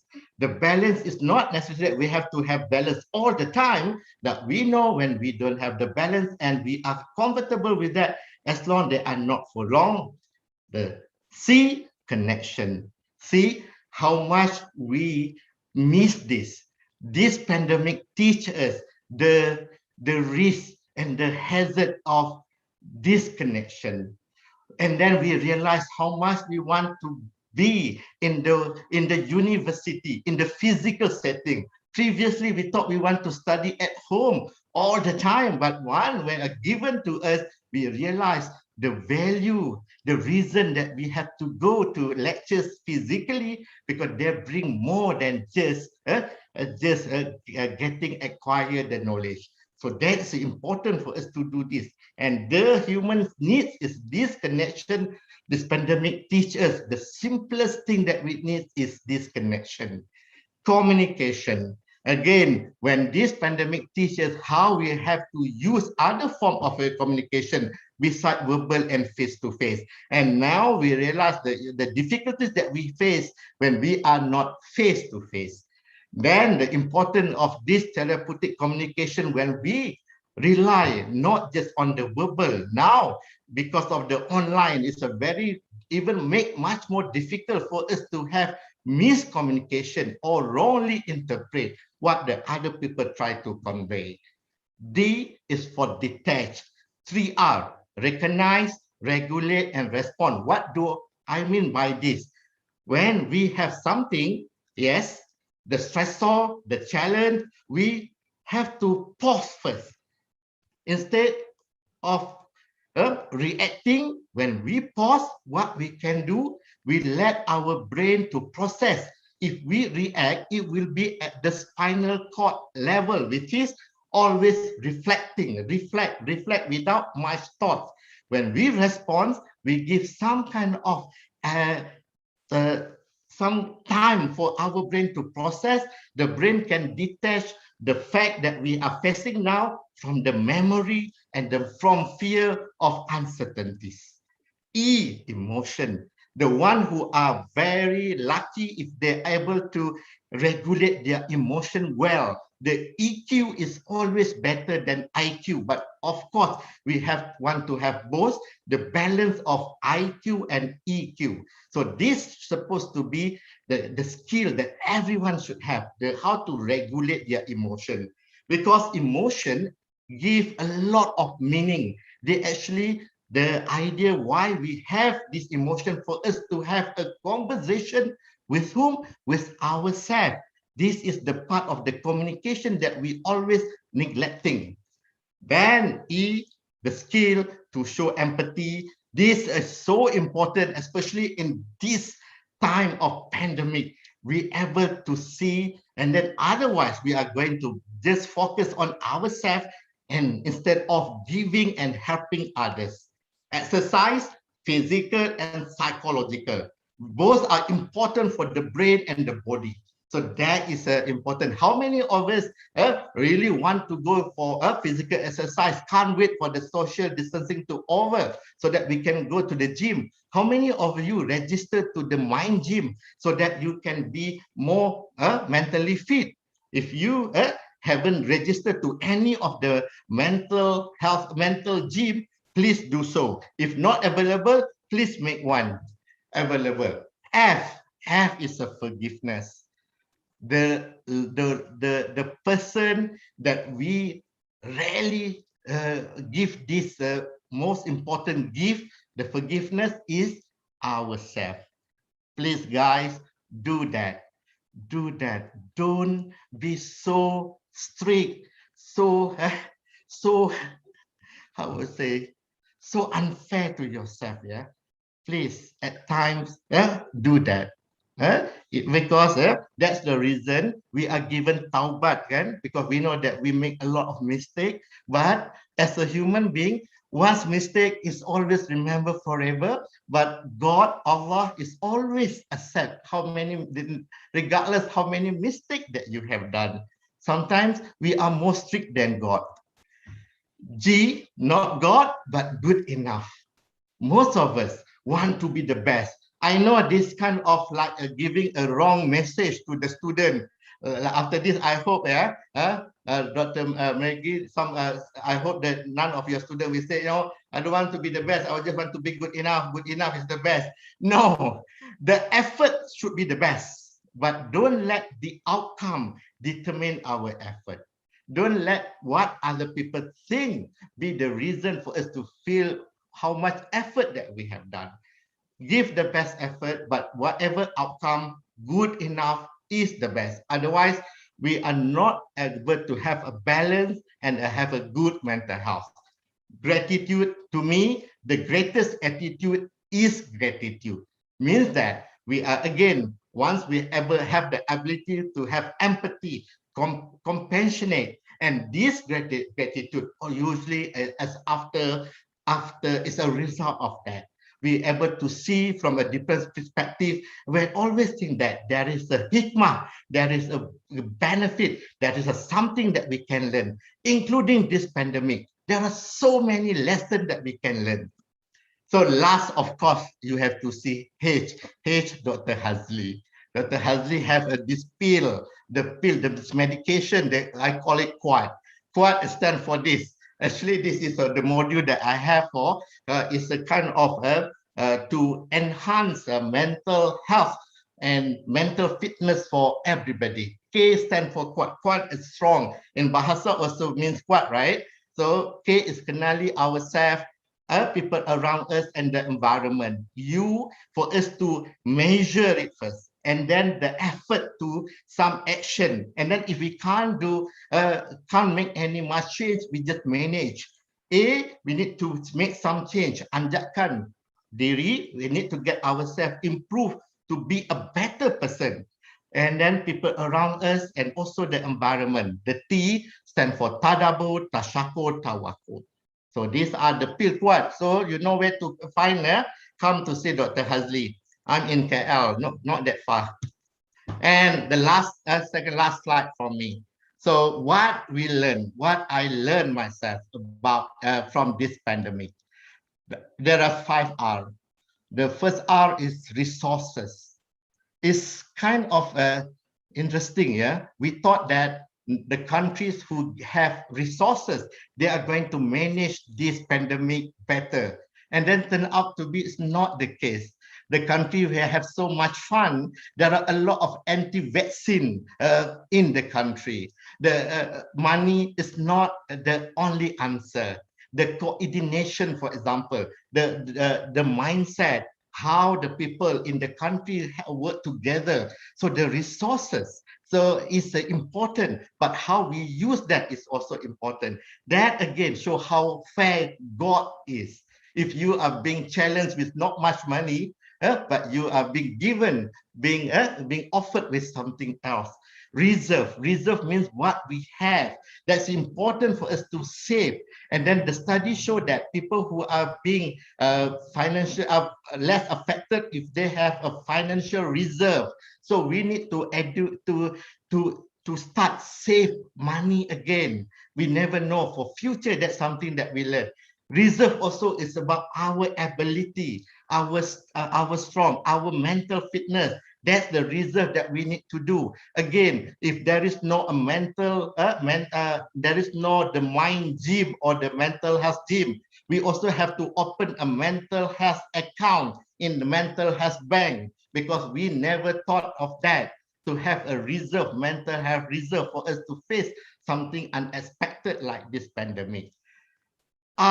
Reach out to ask for help, because we are very bad in reach out. People who are reach out asking for help, they are the strongest one. They are the brave one. That's the reason we should ask for people who do not ask for help, because they could be the one who need the assistance the most. The study also showed that for those who fill up the questionnaire, the one who are in the severe form of mental health problems, they do not reach out. The one who reach out, the one who have mild and moderate symptoms. Again, this discrepancy need to be handled and addressed. Resilient.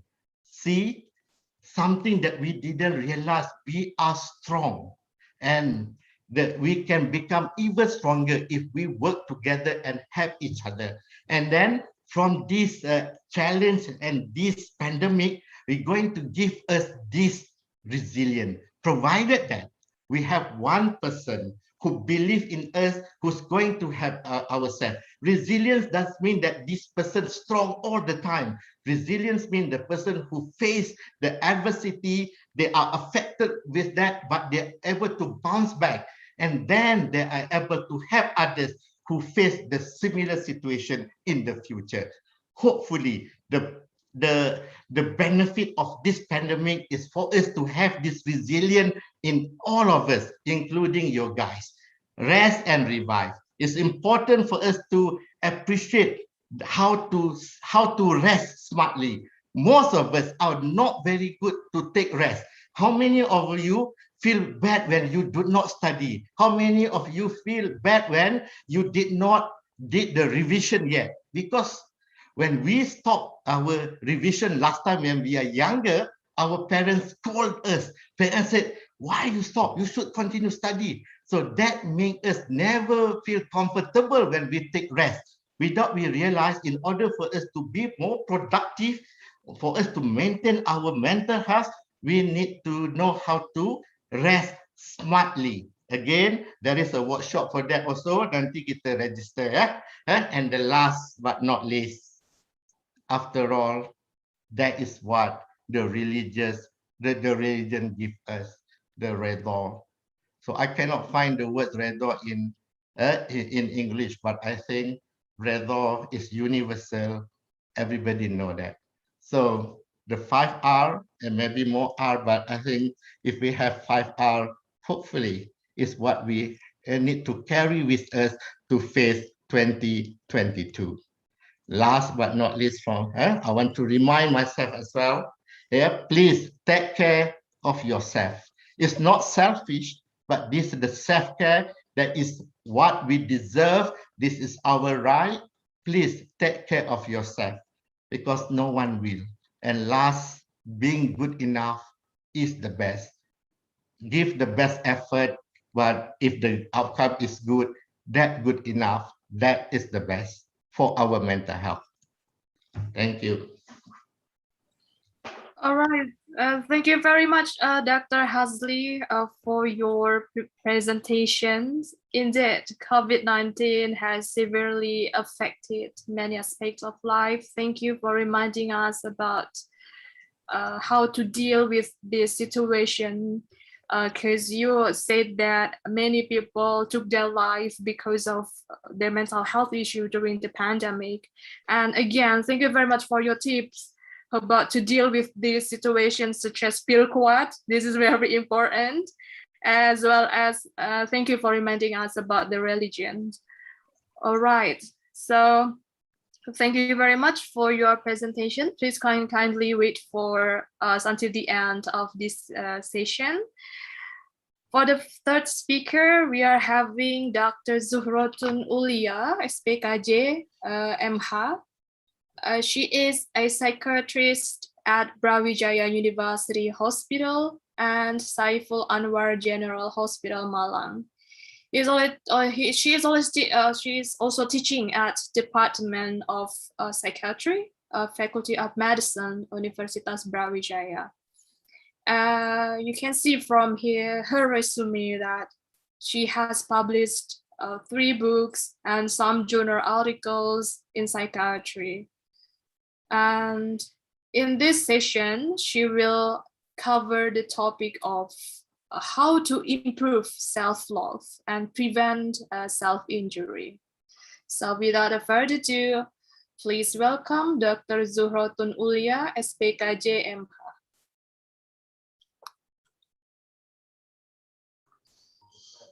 Thank you, Ms. Mergi Gayatri.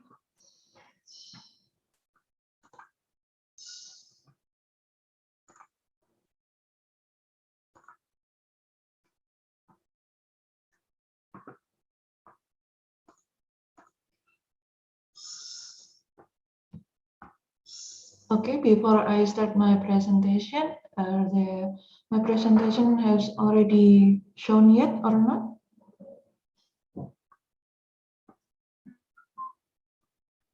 Yes. Okay. Assalamualaikum warahmatullahi wabarakatuh. Good morning, everyone. For For this session, I would like to present about one topic from the committee's request about how to prevent self-injury and improve self-love.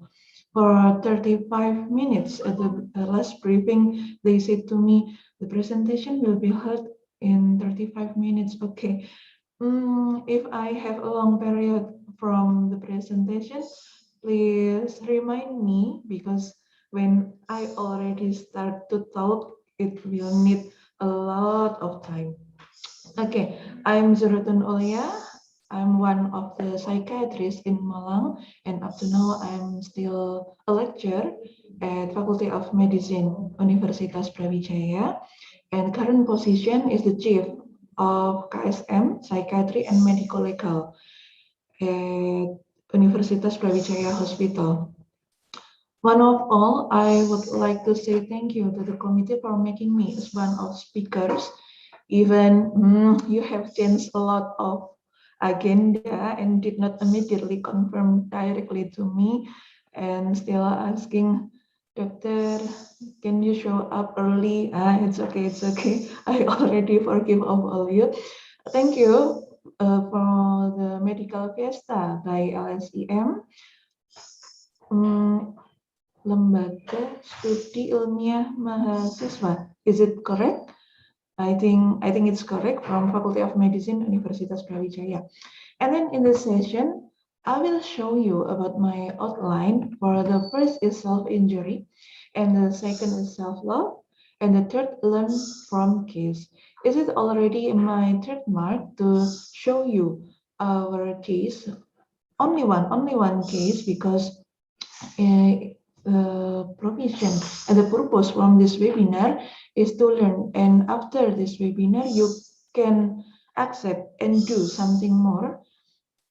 If Dr. Hazli Zakaria said feel kuat and 5R, and then you can get another thing about self-love from this session. One of my outline is learn from the case. So if my case that I convey is similar to your condition or to your experience, Dr. Uul said something that's similar to me. Please, I'm not talking about you. So please don't develop any idea of reference. Okay? We can agree it first. And then I still have to say about my disclaimer. So this session, it's only for webinar and education purposes. And the second, it's not for diagnose yourself or another. And please read another journal, textbook, research dissemination, or fixed guideline to help you understanding more. Okay, we start with case. Female, 20 years old, came to clinic with prolonged of sadness up to 6 months, with history of self-harm and excessive self-blaming. She told about her habitual self-injury, such as stab her wrist with needle, cutting herself, nail biting. She admitted being depressed, insecure with her condition, feels not worthy enough, not attractive or cute, such as another women in class. She feels hopeless when knowing her family condition full of useless argue, which is her parents got invite each other, never appreciate her outstanding achievement. Okay, in this Zoom meeting, we had 163 participants. I cannot agree more. If you have the similar with this situation from this case, please don't make another idea of reference. All right. This is one of my patients who comes to our clinic, mental health clinic. She said about that. She had already admit being depressed when she opened my door and then asked, "Can I sit here, doctor?" "Yes, you can." And then she admit, "Dr. Uul, can you help me? I'm being depressed. Can you shoot me only one in my head and ask me about what kind of really that I experience at now? I feel I can crazy enough if you cannot help me." I think in my opinion, this young lady feel so depressed with her condition, but I'm still have no idea why she came to me with depressed idea and then have no talk clearly and conscious enough about her condition and already state, doctor, I'm being depressed. I think I will be crazy. Can you help me? This was the main idea of why she came to me. And maybe in the future, maybe in 10 years or 20 years more, the participant here will be face the same condition. Okay. And then, okay.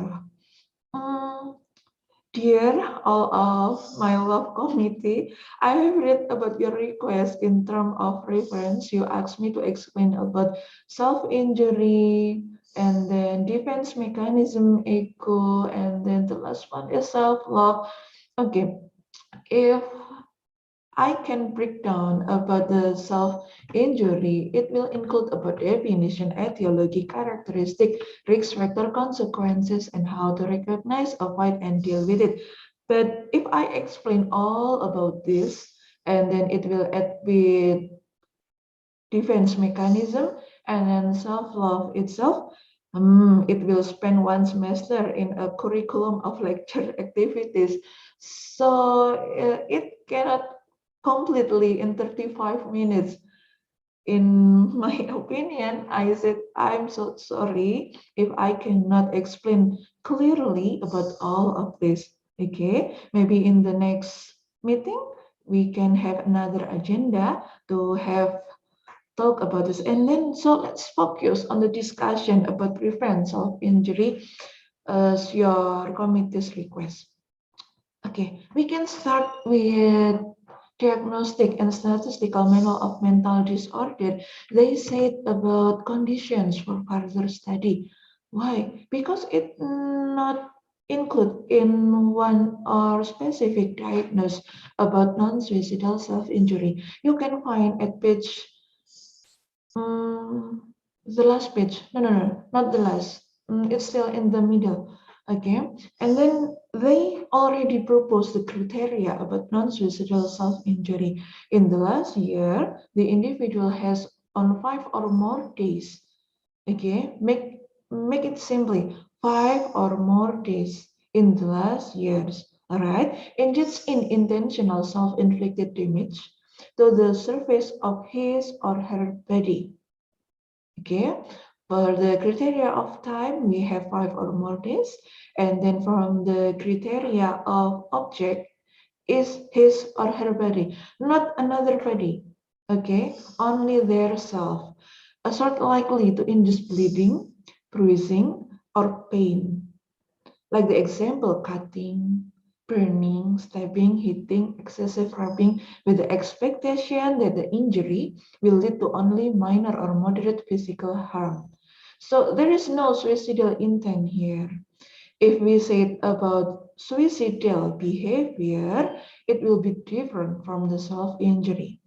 But in the same time, one patient can go to this idea, they already doing more of self-injury and have suicidal ideation.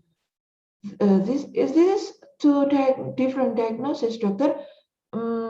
Not two different diagnoses, but two different conditions at the same time.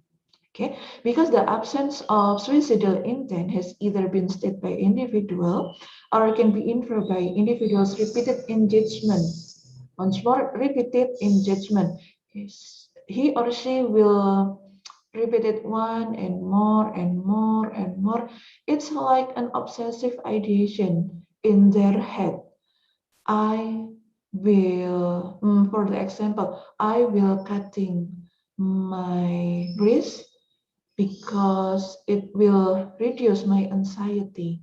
And when it finished, my anxiety was resolved enough, but I have the intention to cutting more, doctor. They already said like that. Is it good for you to cutting your wrist? Yeah, this is was good because my anxiety will reduce one and more, but I have an urgency to cutting. If I cannot cutting myself, it will become burning about anxiety more, and then I'm already understand that I have a compulsion about cutting myself. Okay, but it's not likely to result in death with different condition. And the second proposed criteria is the individual engage in the self-injurious behavior with one or more of the following expectation. First, to obtain relief from a negative feeling or cognitive state. Why they get obtain relief? I don't think so, because it will include in their cognitive distortion. And the second is to resolve an interpersonal difficulty. And the third, to induce a positive feeling state. Or say they had distortion cognitive, doctor. Yeah, they had, because they obtained relief from a negative feeling. And then they already believe that self-injury will resolve those difficulty. And the third, to induce a positive feeling state after they got self-injury. Maybe for you, when you have no idea of self-injury, it sounds like a creepy situation. It looks creepy, but it's not like an issue from the Halloween state. No, it will help yearly, every day, every minute. And actually, if you have followed your psychiatrist to be practical, we still face it every day. So please, if you already have non-suicidal self-injury condition, please reflect yourself what are actually your condition. If you're already in here in proposed criteria, you can discuss more about it. It's not only A or B proposed criteria. We always shown with the C criteria, there is the intentional self-injury is associated with at least one of the following. For the first, interpersonal difficulties or negative feelings or tough. Yeah, or tough. Because if we talk about mental disorder, we already faces about the disturb of their tough feeling and behavior. In here, we can show about depression, anxiety, tension, anger, generalized distress, or self-criticism.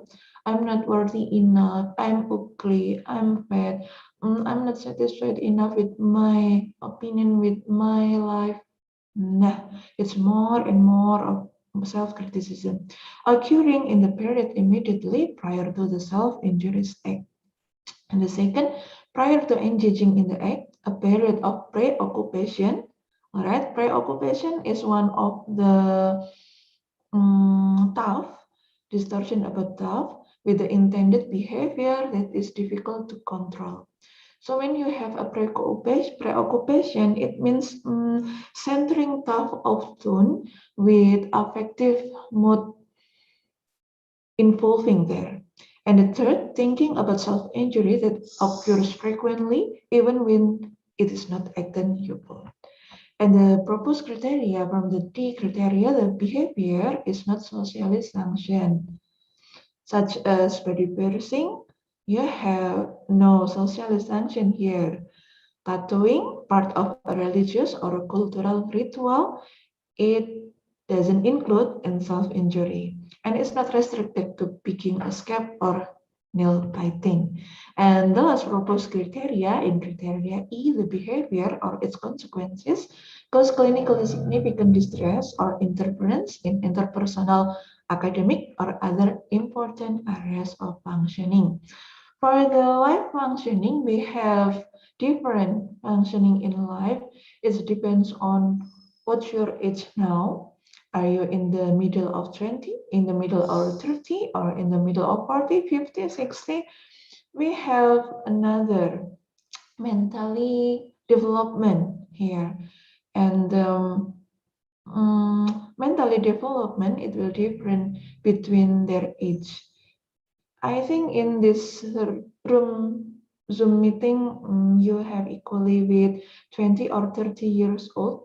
But if I have a mistake, I will say sorry. If you are in 20 or 30 years old, you have another functioning of life, such as academic, interpersonal, or another function that important for your life. And it will disturb when you have self-injury.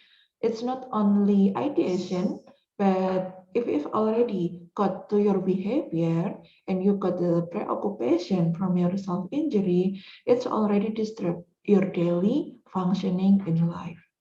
Okay. And the last one, in criteria F, the behavior does not occur exclusively during psychotic episode. Okay, I will remembering you about mental disorders such as psychotic, delirium, which include of delirium F0. So there is disturb about awareness and attention, and then substance intoxication or substance withdrawal. It's not occur exclusively because we can separate it clearly if self-injury was part of psychotic episode or another substance intoxication. It will different from non-suicidal self-injury because in episodic psychotic or schizophrenia or schizoaffective disorder, they have already hallucination, auditory hallucination, which said, just kill yourself, just stab your body, just go away, you are ugly enough. That's a negative from their auditory hallucination, who can argue, who can comment, who can commentary about their self-injury too. Okay, and then when we can talk about self-injury, it starts early teen years. We don't know why they can start in early teen years because more of the research state it will followed by their condition, environment, how the family propose about the moral and integrity to their kids. Okay, and reach peak at 20 until 29 years old and then declines. Okay, and then prevalence, more female, 3 until 4 have a higher risk than male. And then from the functional behavioral analysis, we can understand more about the self-injury because from the learning theory, there is either positive or negative reinforcements sustains the behavior. They have a positive learning about their situation. If I had more of self-injury, I can be satisfied enough. And then negative reinforcement, if I cannot do this, I cannot handle my condition. And then will be a paradoxical situation from this learning theory. And the second, from the functional behavioral analysis, is non-suicidal self-injury is thought to be a form of self-punishment. Punishment for who? Their self, in which self-punitive actions are engaged in to make up for acts that cause distress or harms to others. So they have, they concentrate about their self, they concentrate about their self-punishment, they concentrate about their, how to broke myself, I cannot cope it anymore. It will my punitive action, I cannot feel the love of myself and surroundings at all. There is something beyond in my head, there is something beyond in my condition that I cannot cope with my life. They already said that, okay?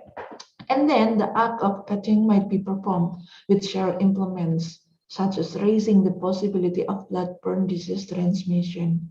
Yesterday, I had already presentation about suicidal behaviors at DS Natalis, Medicine Faculty, Universitas Brawijaya. And then I said, there's more consequences from suicidal behaviors, and it will similar with the consequences of self-injury. They can have such as bruising, cutting, trauma, musculoskeletal trauma. And then if you already ingested more of 1 or 2 or 3 or until 10 drugs, different classes, you can have metabolic hepatic or renal failure due to your self-injury behavior. Okay, there is consequences. And then we can start with our thinking about how to deal with it. For the first is understanding the situation. Dr. Hazli Zakaria has already explained about understanding your situation. You can forgive your past and then you can understand what you need. It will be similar with the self-injury itself. You can understanding what kind of your situation here, knowing your thought, feeling, and behavior. What's the real main problem? Is it cannot be resolved? Is it can be helping? Is it hard enough for you? And then what's the real main problem here until you have self-injury to yourself? It needs more of honesty from yourself. And the second, try to find helper. If you cannot cope with the situation, please ask for help from professional mental health. And the third, I've already told you about drugs needed for emergency cases. If you are in emergency psychiatric criteria cases, please just follow your doctor's suggestion for a drugs prescription. Okay, I have not already yet with the drugs prescription, doctor. Can you show me more if I cannot cope with your drugs? Yeah, if you have already in emergency psychiatric cases such as suicidal behavior, such as self-injury, non-suicidal self-injury, and then intoxication of narcotics maybe or another psychoactive drugs, sorry, you need more of emergency drugs needed such as psychopharmaca instead of psychotherapy. Okay, so what can I do for myself? Please love yourself first. Hug yourself first. Don't wait another person, don't wait another people hug you. Please just hug yourself first, love yourself first. Okay. According to Brené Brown, practicing self-love means learning how to trust ourselves. Before you can trust another, please trust yourself. To treat ourselves with respect and to be kind and affectionate to ourselves. Are you ready to love yourself? Okay. Yesterday I have already sent polling to committee. Can you show the participant here? Because I need to know where are you now in your self-love journey? Is it good? Okay. In my monitor, there is polling. I need you to answer from how many questions there I've give to you, but I've already forgot. Oh, 10. Sorry. There is 10 questions which you need to fulfilling. Please honesty for yourself and then you can answer it. Only 10 questions. Only 10 questions. And only single choices, right? 0 if you never feel sad and 5 is always. Okay.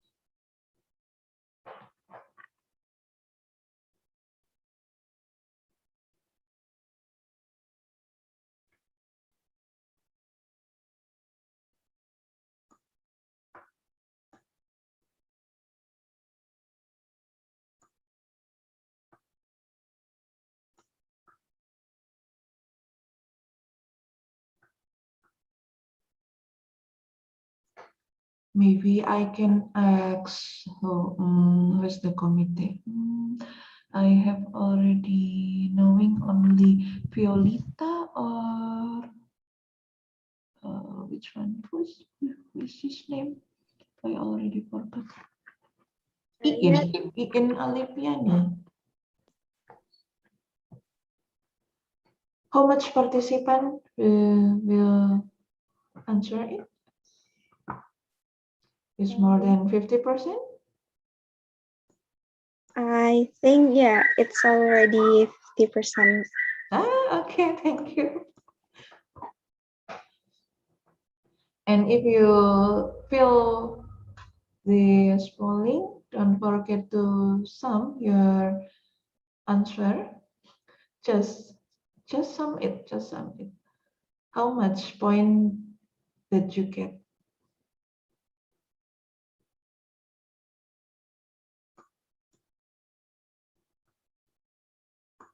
Just take it easy. We don't collect your name, we don't collect your background, or we don't collect anything information from you, because it's just self-love metric. No. Self-love. How we can say it? Okay.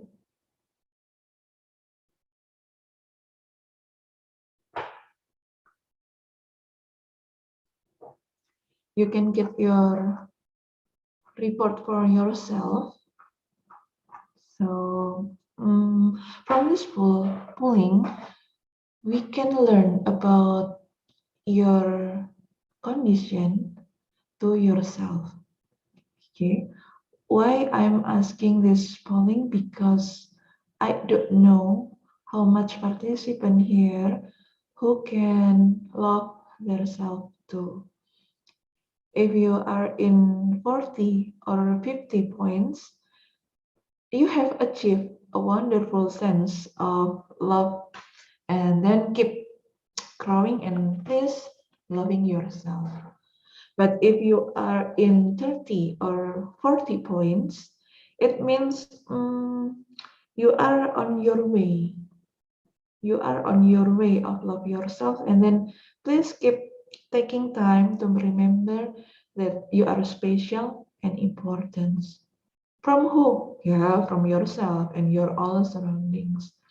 But if you are in 20 or 30 points, it means there are times that you feel unworthy, not worthy, or half worthy enough, and other times you feel I had a hard struggle and struggle more. Why I faces a different condition with another? Why it cannot be similar? Something just like that. And then my suggestion, please keep working and believing in yourself. And if you are in 10 or 20 points, it means hard enough for you. You struggle to feel worthy. You struggle more to feel worthy and love. You are in the right way now, and please to learn how to love yourself. And if you are in 0 until 10 points, please, it's a time to build a new foundation for you to develop self-love, and please keep going for yourself. Okay, it's one of self-love metrics, self-love method, or self-love journal, and it will capture your self-love journey. Okay. Dr. Zuhrotun, Yep. I will remind you that you are having 5 minutes left. 5 minutes left. Okay, thank you. And from the last is how to make self-love. Please first accepting your situation. Forgive your past, heal your wounds, and then for the second, start from yourself. It can be start with relaxation or meditation, and please bring positive affirmation. And the third is build yourself. Hug yourself, and please do something positive and productive. And it's for my last session, learn from kids. I asked her to understanding and ask the patient to understand and explore what the main problem. And we have already involved about a discussion, what her basic needs from the main problem. And the third, he already accepting about her psychopharmaca and suggestion about self-love. And the last is monitoring her relapse risk. Is it first years in her monitoring, and her relapse risk until 2 or 3 self-injury, but it will resolve and be better more. And we can educate about signs and symptoms of self-injury too. And the last is take home message. Self-injury never makes you better. Okay, never makes you better. Please love yourself and bring positive vibes, not only for you, but also your all surroundings. It is the further readings. You can see another topic, or I have already talked about in this presentation from these books. And thanks very much for your attention. We can see again at discussion session. Thank you. Wassalamualaikum warahmatullahi wabarakatuh. I will give it to Miss Merki. Yes. Thank you very much, Dr. Zuhrotun, for your presentation. We can learn from you that. Thank you for reminding us to love ourselves first, and then help ourselves first. Because this is actually a very big deal. Sometimes we forgot to love ourselves, and Dr. Zuhrotun has taught us how to start loving yourself. For example, accept your situations, start from yourself and build yourself. All right. Again, thank you very much for Dr. Zuhrotun. And now we are in the Q&A session. So I believe that we have collected many questions from the audience. So could you please share the questions from the participants so that I can deliver the questions to the speaker? All right. So we are having the first question for Dr. Hazli. Dr. Hazli, yeah, okay. So how to restore our mental health condition after the pandemic? So we would like to have the same condition like the prior condition before the pandemic. So because of the pandemic, many mindsets make a person stressed. Okay, Dr. Hazli. Okay. Thank you for the question. Yeah. Okay, it's a very good question. I think a lot of people want to ask the same question as well. Okay. Do we want to be the same person as how we used to be before pandemic? Do we want to be at the same place or the same state before pandemic? If the intention to be the same person as before pandemic, meaning that we did not learn anything from pandemic. Meaning that we only got stressed only from pandemic. Okay, because as I said, this pandemic supposedly make us a better person, make us want to change to be a different person, hopefully a better one. We know that the change was hard. Change is not easy. But there are going to be benefit because of the change.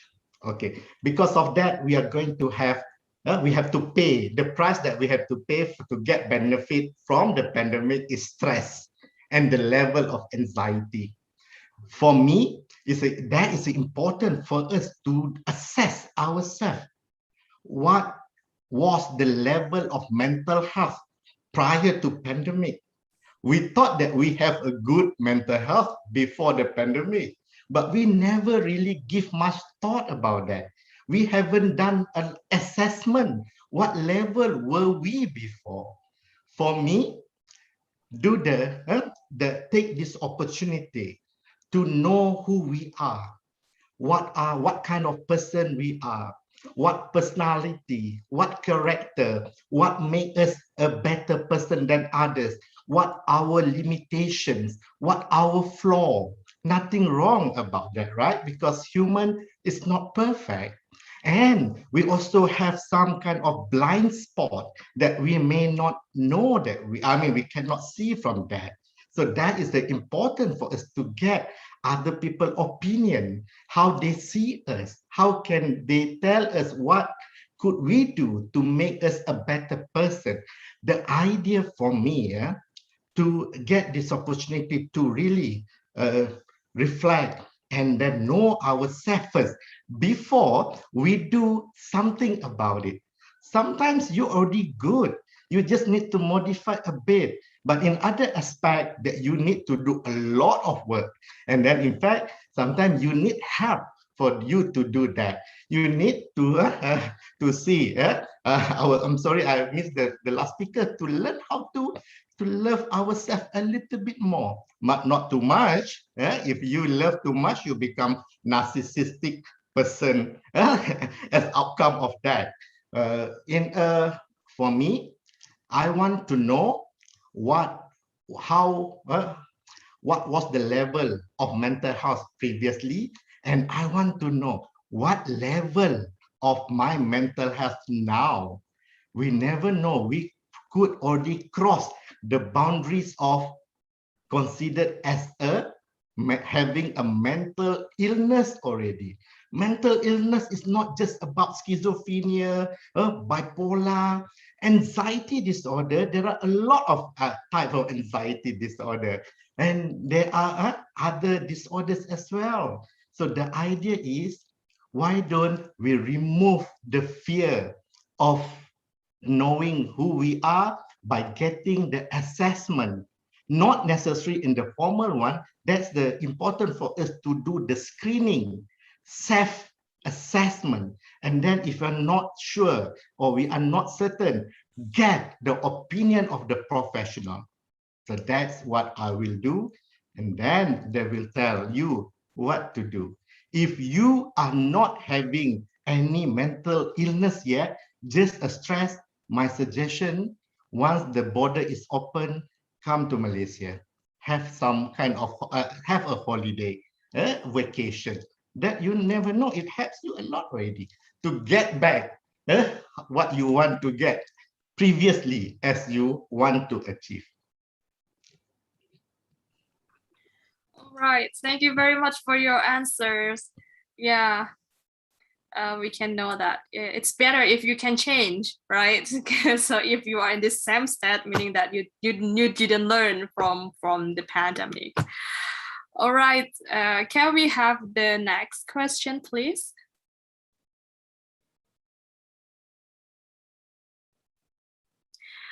Okay, so the question is for Professor Deborah. Can early education about parenting, probably about during the preconception stage, be one of the solutions for children's mental health? Thank you, Murdy. Thank you for the question.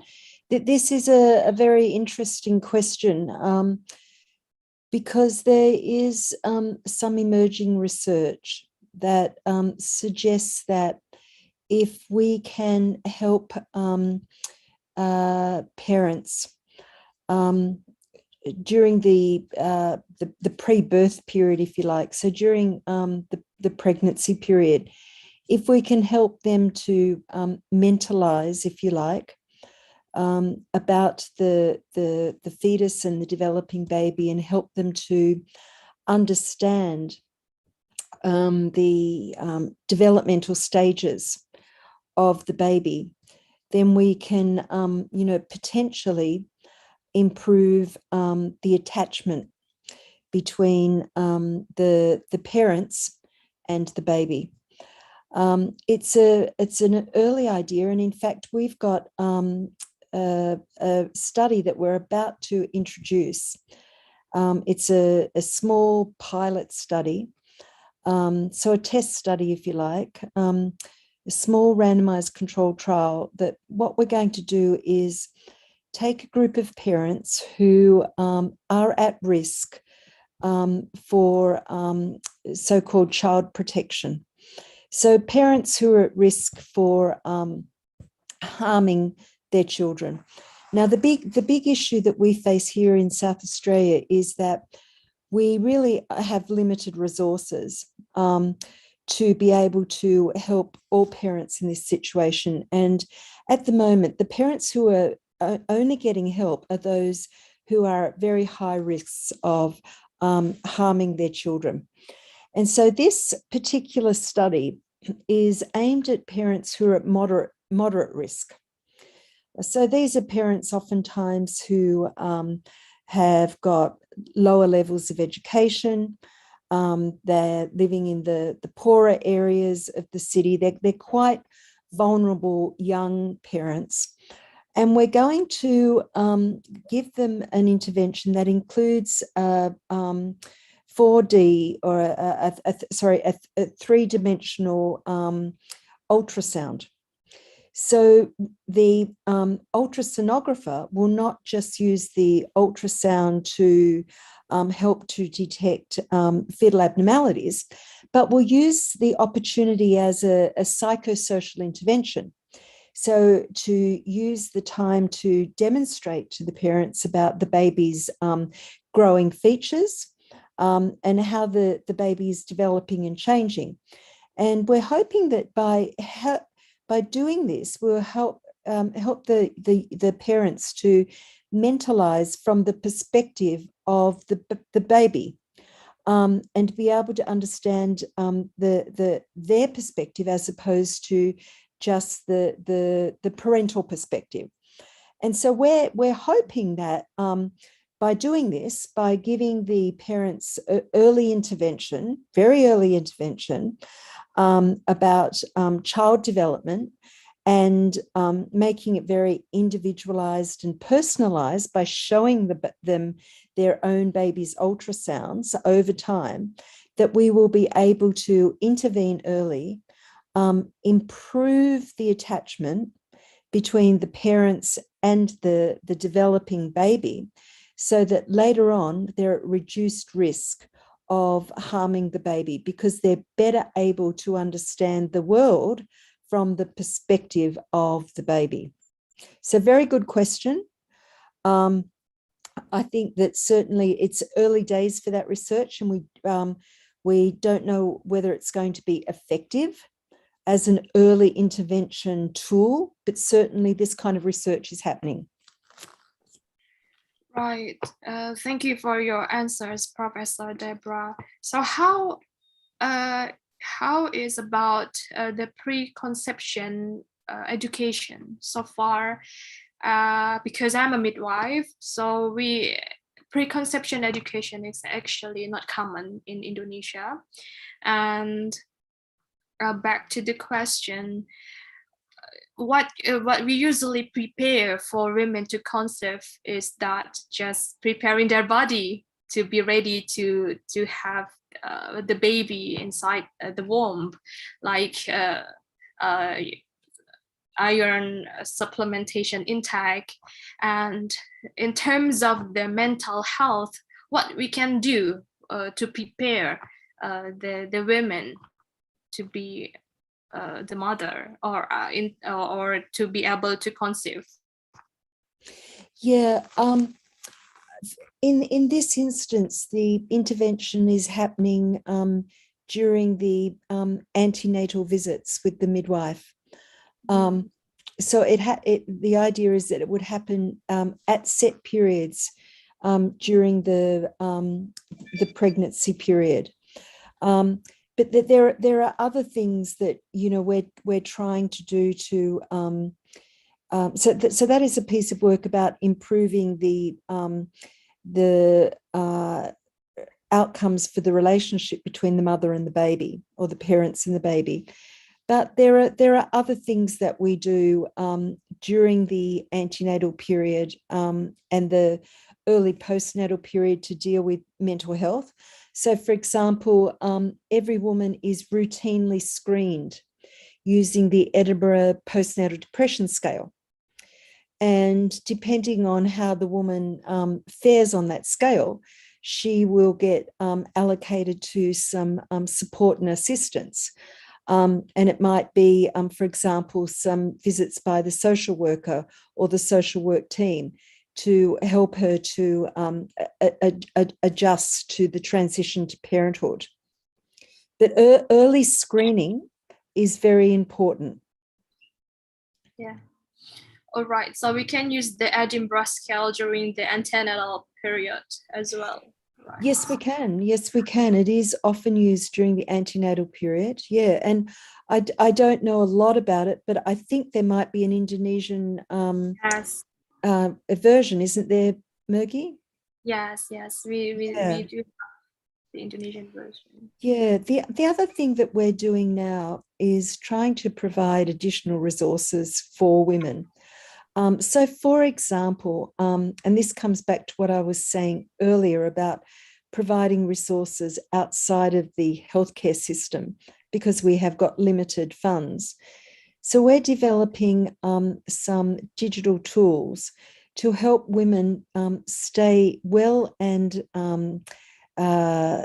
healthy during the preconception period and the early pregnancy period, particularly women who are overweight and obese. So we have a very big problem here in Australia with overweight and obesity. In some of our hospitals, about half of the women will start their pregnancy either overweight and obese. And so we are developing online apps that help to support women. And it's very interesting to hear the other speakers who talk about the concepts of self-compassion. This is a particular approach that we're incorporating into our digital tools. It's based on the notions of acceptance commitment therapy, which is one of the newer wave therapies and is about, I think, amongst other things, nurturing that sense of self-compassion and nurturing that sense of acceptance. Right. Yeah. Thank you very much, Deb, for your answers. Yeah. Can we move to the next question, please? Okay. So this question is for Dr. Ulya. How to maintain ourselves when we are burnt out? Yeah. Yeah. We actually face this issue, especially during the pandemic, because according to this participant, she or he said that sometimes he just wants to disappear from everything. Okay. So sad. How to maintain ourselves? Yeah. I think it's a common problem, yeah, Miss Merky. But I'm actually agree with Dr. Hazli, who said, please take rest. If you want to disappear from anything, please take rest first. It's not something crazy enough will burden you with your job. If you feel burnt out, we can remember burnout means you have stress enough with your job. It's related between your job and burnout with your job. It will make a paradoxical condition. And then if you have a burnout, please calm down first, and then just understanding your situations. What kind of the problem that you face now? Is there any huge burden, or we can cope with the burden first, and then analyze. First, understanding, and the second, analyze your situation. Is it good for your mental health or not? Is it your job burden or not? Can you divide it with your friends or not? And then if you cannot cope with it anymore, please take a rest first and then rethink about your job. Is it good? Are you satisfied? And then how to cope with it. Okay, for the third step is you can analyze more and more about your condition. Is it's still stabilized about your thing, thought and behavior, and how about your feeling about this burden? And then you can maintain for yourself and honestly you can answer what your basic needs. We have a different love language from the one person to another person. We have a different love language. If you have a time or positive affirmation, or maybe you have another love language such as book time, tea time, or another hugging, it will different. So you can make a step of spare time, and then you need to choose from your rest first. Don't make it hard and never hurting yourself with your burnout. It can be resolved immediately. Sooner or better, you will become productive again. All right. I think that's it. Yeah, so first that we have to understand the situation that we're facing and then try to analyze it, but don't forget to take a rest. Yeah, right, yeah. doctor. So and then think. Take a rest and go to Malaysia, such as Dr. Hazli suggestion. Okay, Dr. Can I Hazli. go to Malaysia or even Adelaide to have a vacation? Adelaide, yes, yes. To meet Prof. Deborah. Okay. All right. Thank you for your answers. And now, can we have another question, please?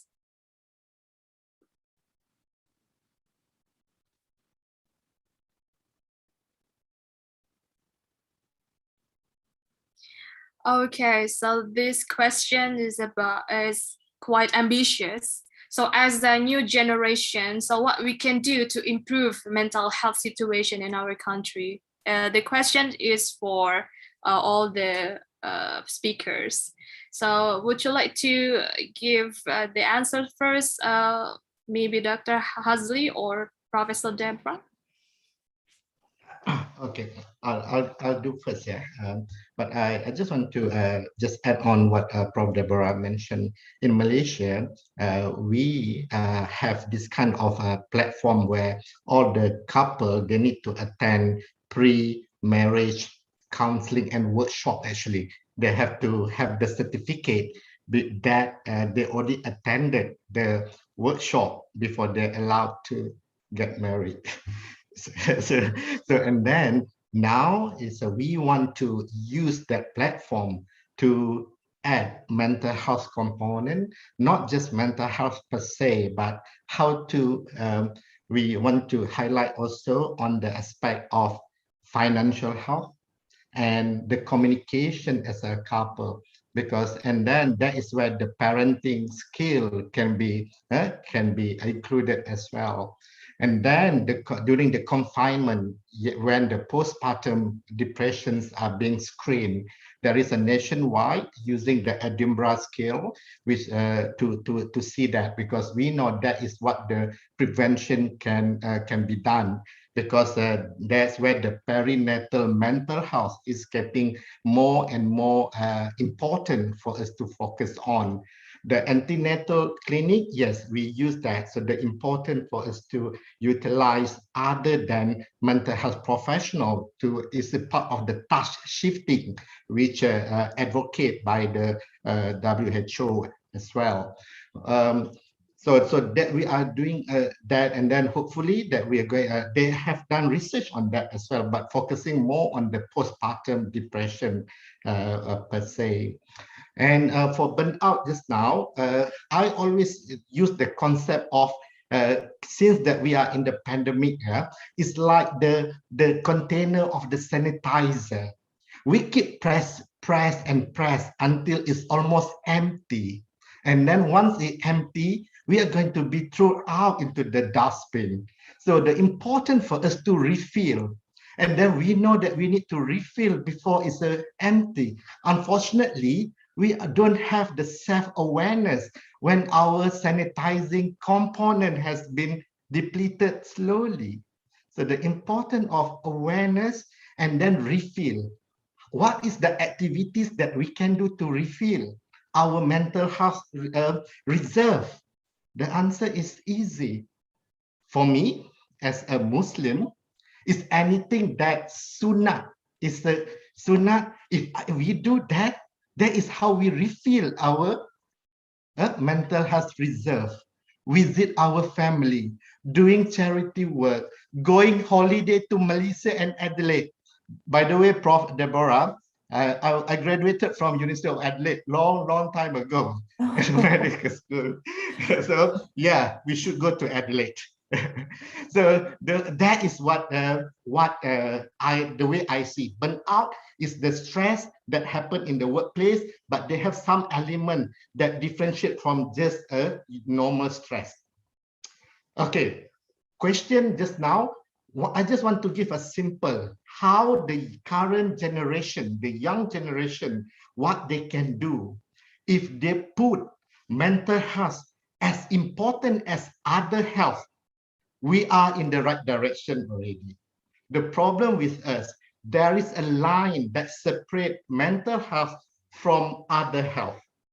And then if we remove the line and then we squeeze the gap, so there is no gap anymore. If we treat depression the same way as we treat people who have diabetes, if we do not judge people who have panic disorder and we treat them as someone who has myocardial infarction, the heart problem, if we treat patient with bipolar the same way we treat the patient with migraine, we have no problems.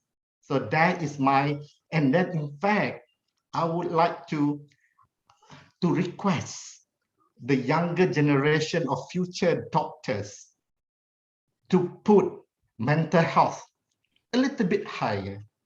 And then more important, your mental health is important as other health, and more important as, or at least as important as the patient that you are helping.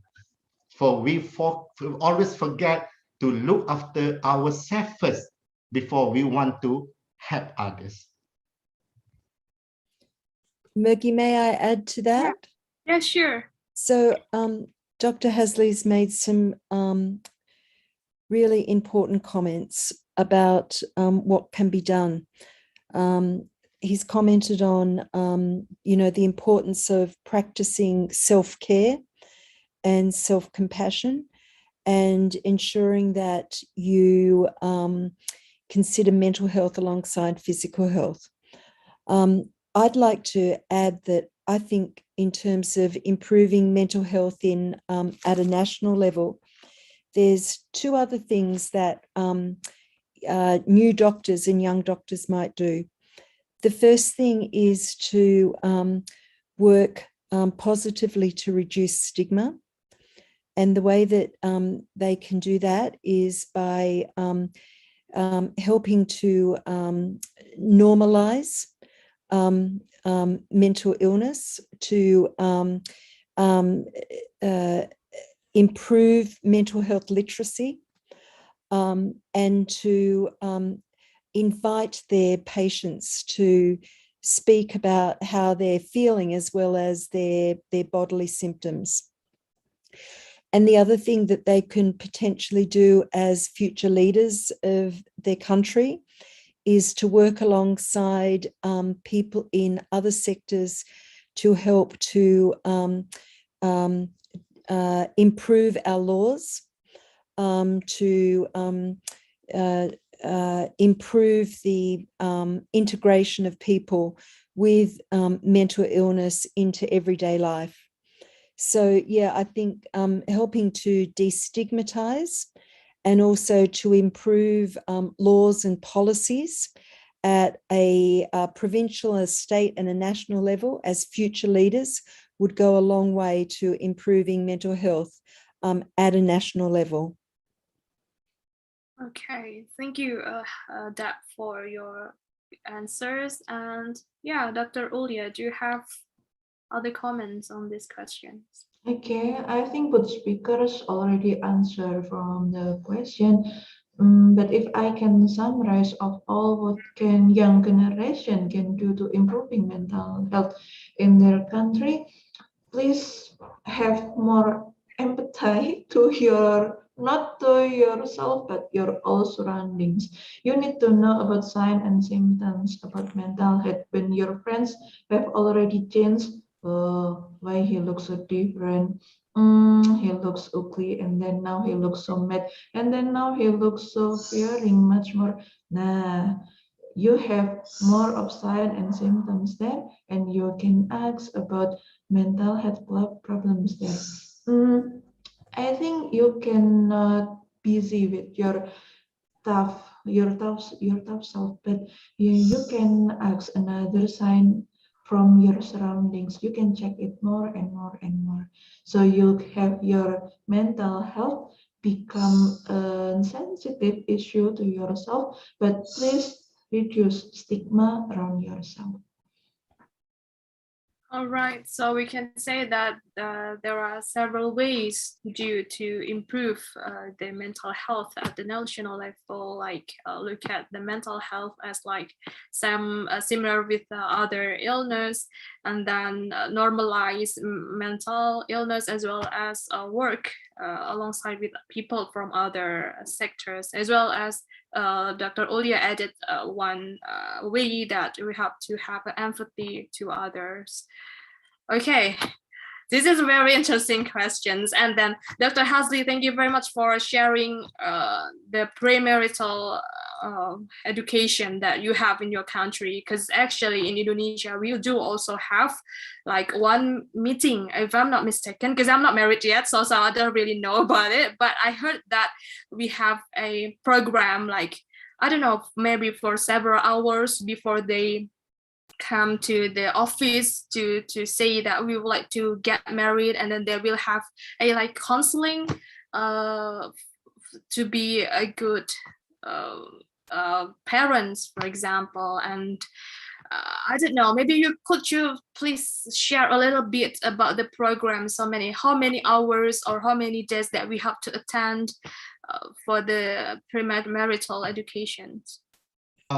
In Malaysia, it's for 1 day, But at this moment, the module involve, munakahat, how to perform. I mean, it's the responsibility of the wife and then the husband from the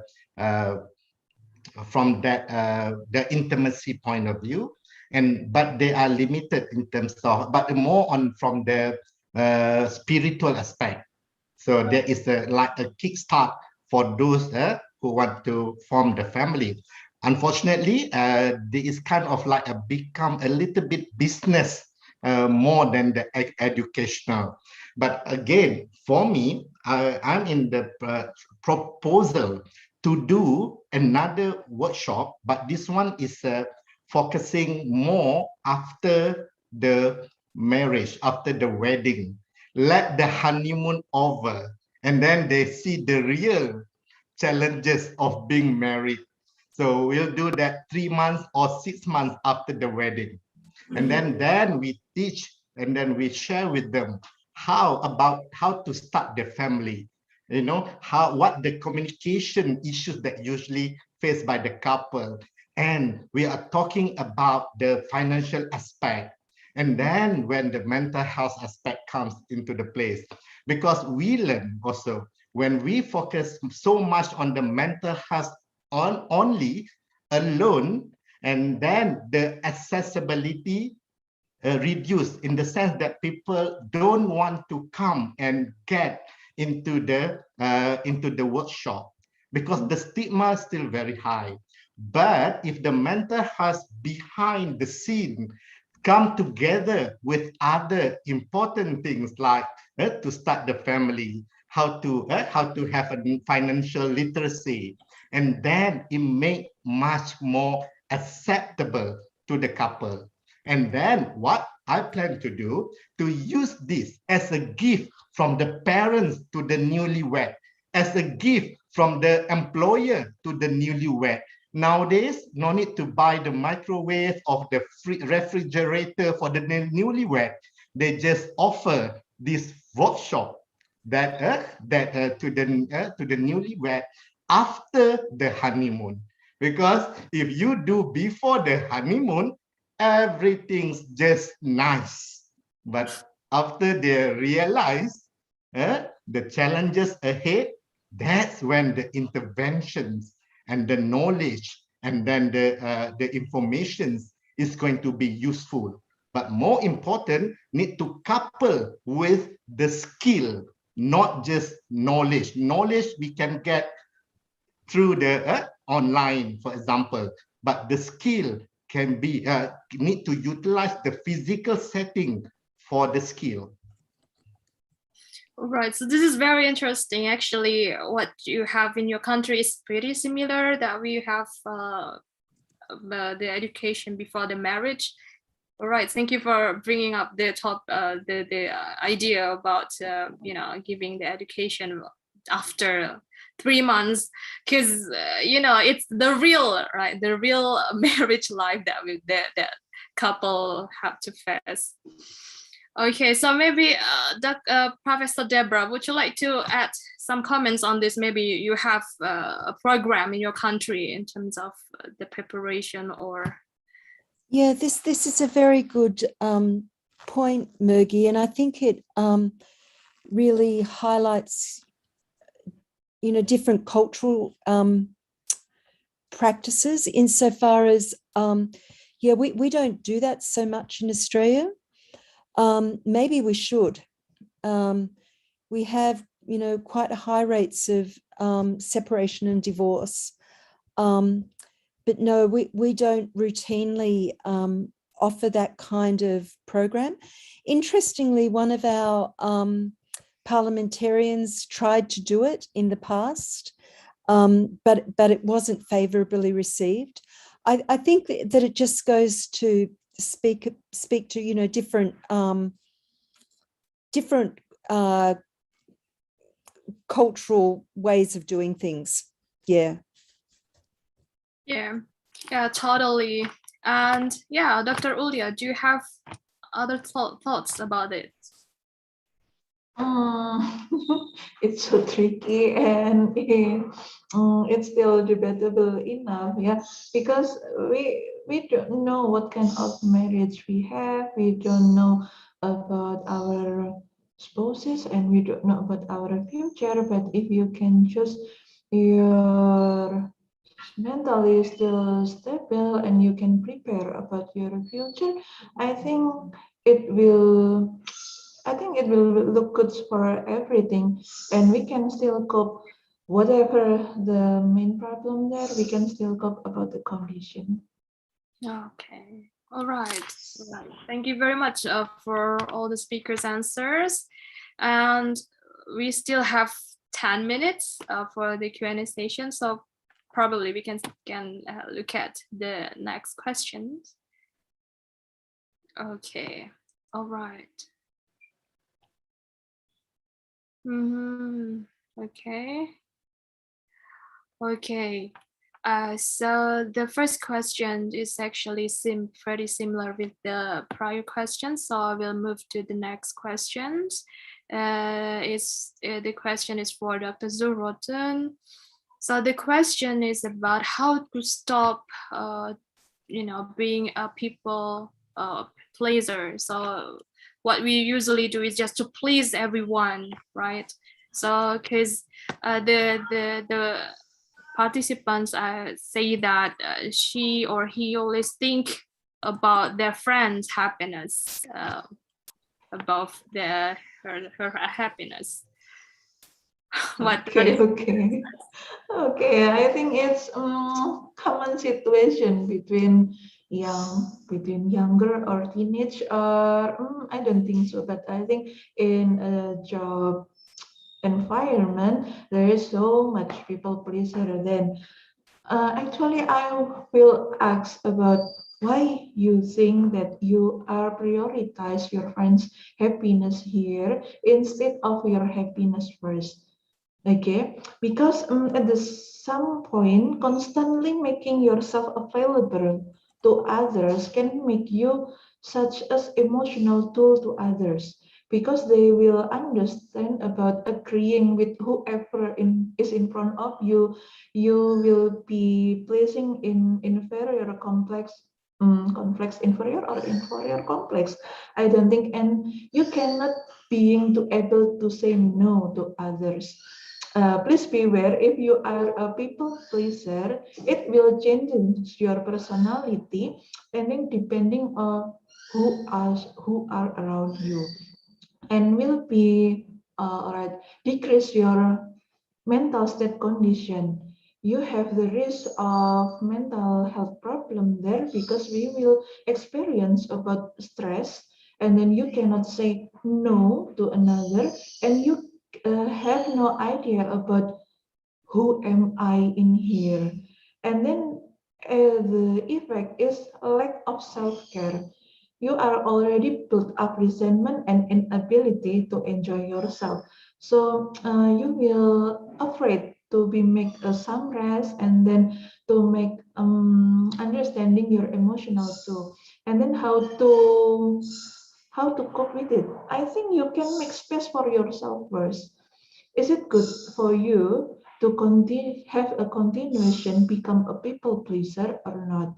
If you already to start and already to change for yourself, please make space for yourself first.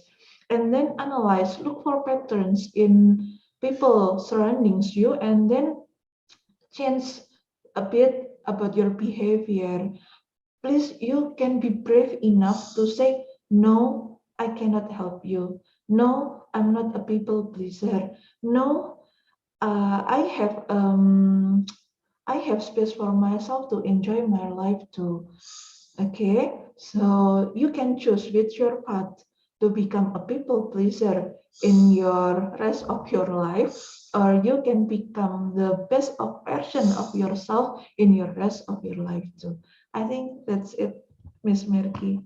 Okay, so what we can do is that love yourself first, and then be brave to tell what you think, whether Yeah. you Mm-mm. disagree or you say you want to say, you know, sometimes it's very hard to say, you know, to other people, Yeah, right? because when we know our limits and placing boundaries around our life, it will make it's a huge step that I need to take, something just like that. Okay, all right. Thank you very much for your answer. So probably Professor Deborah and Dr. Hazli, do you have any other comments on this question? Well, About I think this is one of those things that can be really difficult, insofar as, you know, it's often related to our personality types and the extent to which, you know, we tend to be a person who is highly agreeable with others. I think that Dr. Ura has made a great suggestion, insofar as the first step is probably just to be conscious of the fact. And when you're conscious of what you're doing, you're able to prevent yourself from immediately going into your usual response. And so one of the ways to address it is, yes, be conscious of that this is part of your personality, and rather than instantly, you know, agree to something, just buy some time by saying, I need to think about that. Can I come back to you? And one of the things that I was taught was that you don't have to come back and, you know, say no face to face, because sometimes that can be really hard. Send the person an email or a text. Do it in a positive, friendly way. That sort of, it can just make it easier for you if you're a people pleaser. All right. Thank you, Deb, for your answer. So maybe last Yeah. words from Dr. Hazli? I think that is, I cannot emphasize more the importance of parenting skill, the importance for us to reduce the ACE, adverse childhood experience. The study showed that the ACE contribute to the health of the individual in the future, physical and mental. The study has already established. We know that the impact of divorce to the children, the impact of abuse to the children. So that's the reason for me, if we are talking about preventions, even the talking about primary prevention, that are the things that we need to focus on. The important for we good enough parenting. We cannot be the best, good enough parenting. We know because the children, they learn the modeling from us, the importance of forming the attachment, the secure attachment, which is going to be the ingredient for the future stable relationship, either with in personal relationship and also relationship in the workplace, in the university. So there are the things that we can need to focus and need to push more budget for that. That is for the future generation. Have to lobby for that, have to make a lot of fun for that. The reason why we are not comfortable when taking rest, the reason we are not we're not able to say no, because it's come back to our self-esteem, self-worth, which are very much influenced by our upbringing, our what happened during our childhood, and then how we are being not trained by being a model. I mean, make a kind of educate by our parents. And then how could we expect the children able to regulate their emotion better if the parent themselves having difficulties to do so? So that is important for us to look back and see this is as something that is a very important for us to do. For example, Margie, when you don't have kids yet, of course. Maybe Dr. Ulya and Prof. Deborah. For us in our culture, if the child crying, maybe 5 years old crying, asking for an additional ice cream, and then we will say that please stop crying, please don't be difficult. Next time I will bring your brother. The brother only eat one ice cream. You want 2 ice cream. So we kind of make the person feel bad when they are expressing their emotion. And then that makes us not comfortable to show our emotion. And then we label as someone who showed that negative emotion as a bad person. And then what happened if this 5-year-old kid who did not get the second ice cream, and then they're going rolling on the ground. And then they said, please behave properly. And then start to say what? Margie and Dr. Ulya, they say, oh, ini anak syaitan nih, pasti anak syaitan ini. Can you imagine someone who we are being labeled as a negative person, a bad person, a sinful person, when we just express our emotion when we were kids? I'm not blaming the parents, I'm not, but I think we need to have more awareness about this. We need to be able to given much more exposure and how to be good enough parents. That's the skill that I think is a mandatory for everybody. That is what I hope that can be included in the pre-marital workshop. Hopefully, keep the finger crossed, because I need to convince the authority to include this module in the already existing workshop.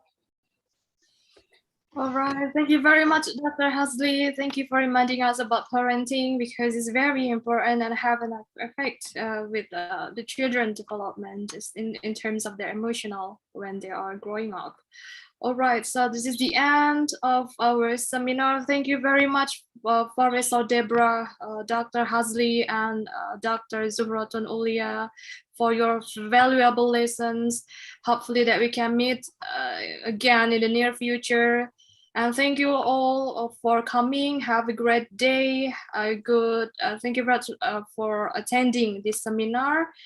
Have a great day. Good morning. Assalamualaikum warahmatullahi wabarakatuh.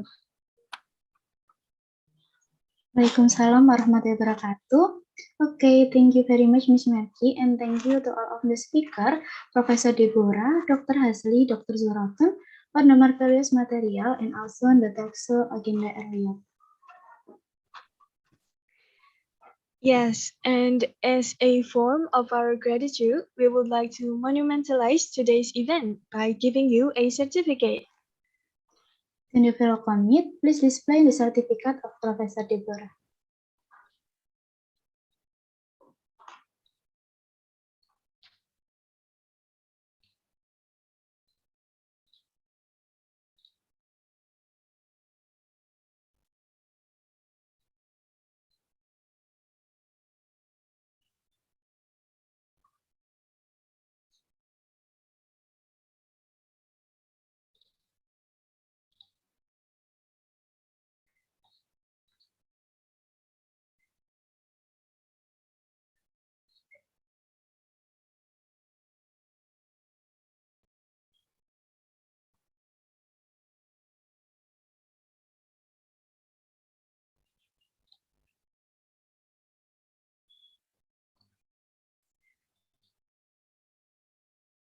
Okay.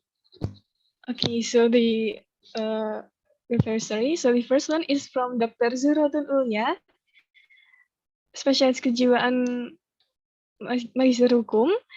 To Dr. Zuhrotun Ulya, you can prepare in advance and give us your best pros. I will guide the documentation session in 3, 2, 1. Karena beta sudah tahu, dia bilang, masa si mama dia kayak agak kurang percaya begitu. Maka itu ceknya.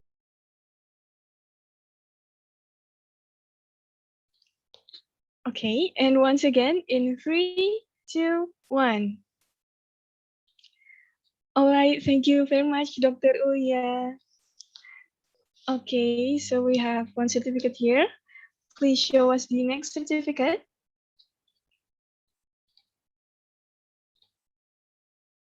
Oh, okay, I'm sorry. So the next one is to our moderator. Yes, to Mrs. Mergi. You can prepare in advance and give us your best pose.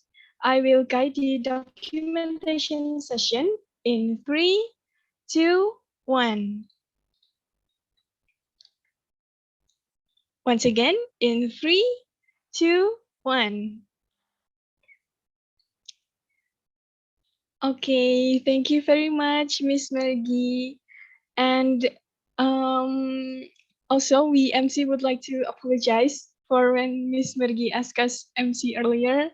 We were having internet connection problems, so we're very sorry, Miss.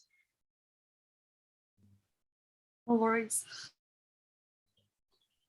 Thank you very much, Ms. Merky, for the willingness to be a moderator in our event. If you have any other agenda, you may leave this meeting, but we will be very grateful for having you until the end of today's event. Thank you.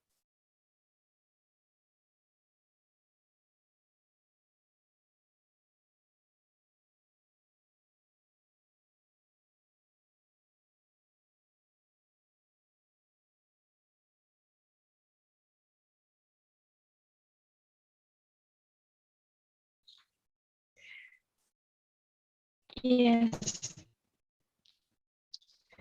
Thank you very much, Miss Mergi.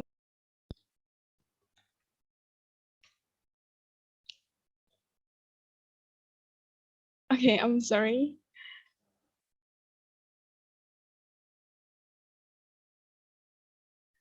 Okay.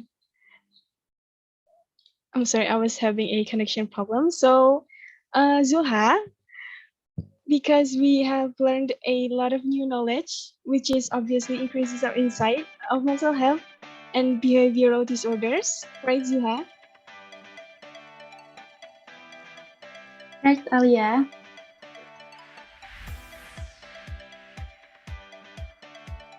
Yes, so I think it is time for us to have a little ice breaking.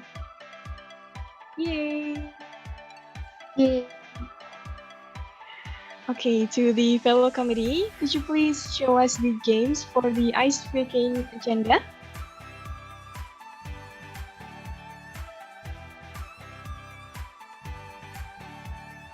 And to all participants, you may loosen up your muscles now. After all this serious seminar session, I would say, it is time for us to relax our brain a little, right? All right. Okay, once again to our committee, could you please? Okay. So the game is Guess the Emoji. Next up.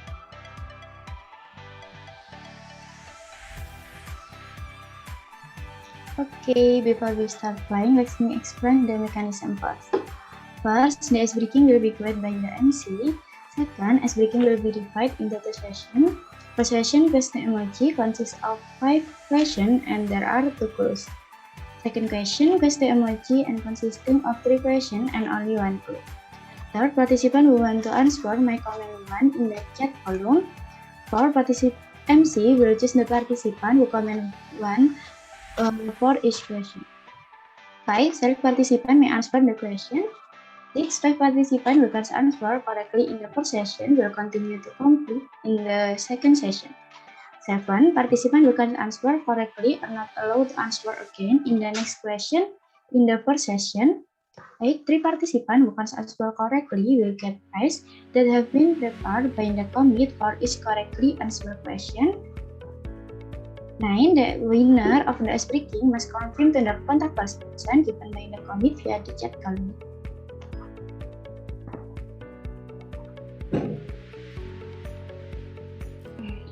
Okay, so let's try the example first.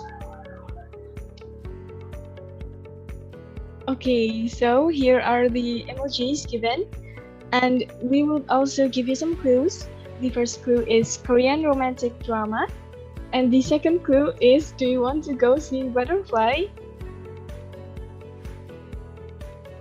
OMG, this one is very easy. I think everyone on the line writes, especially like this year. Yeah, definitely. So, this first question is a example question, yeah?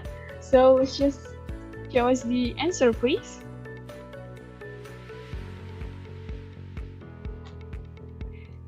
Next slide.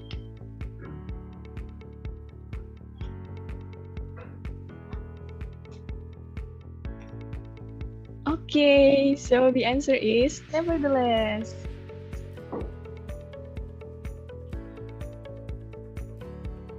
Okay, because everyone already know how to play this game, so let's get started.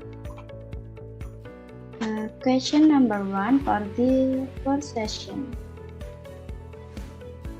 Next slide.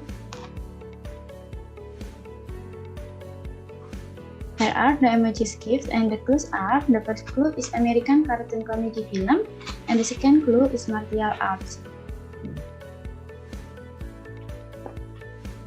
Okay, so we got some cute animals emoji here, and they are doing martial arts. Wow. If you guys already know the answer, you can start one in the chat column.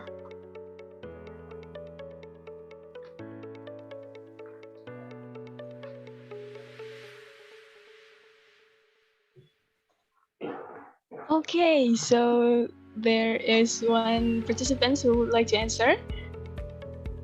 Okay, to Muhammad Desprian Shah. Could you turn on your microphone and tell us the answer?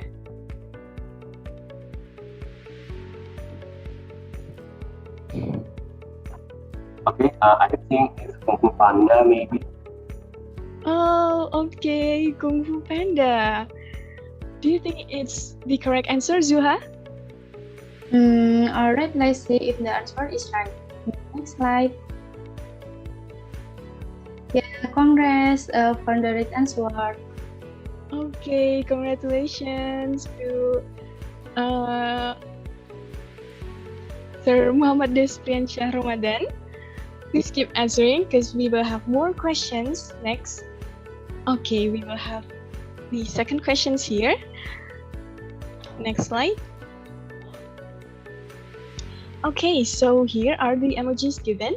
The first clue is Korean medical drama, and the second clue is a friendship between 5 doctors. Wow. There are some medical and musical emojis. Is it super easy?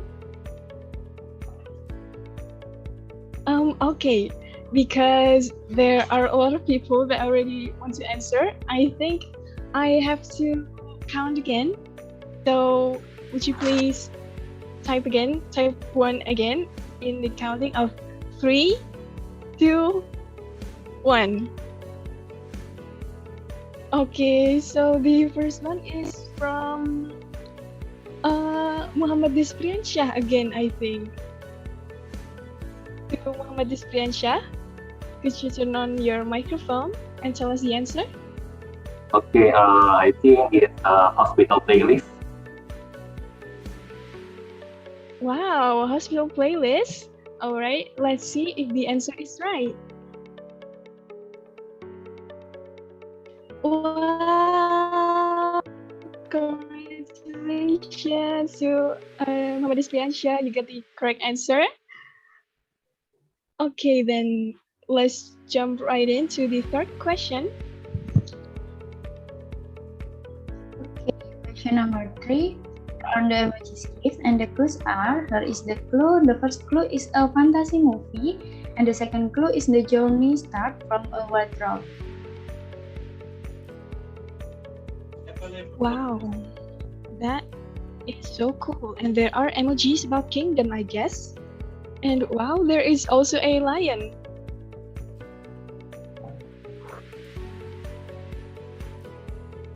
Oh. Okay, so the first one to answer is, I think, Miss... Oh. Okay, then. Because there are a lot of participants here who are very excited to answer, I think I have to count it once again. Yeah.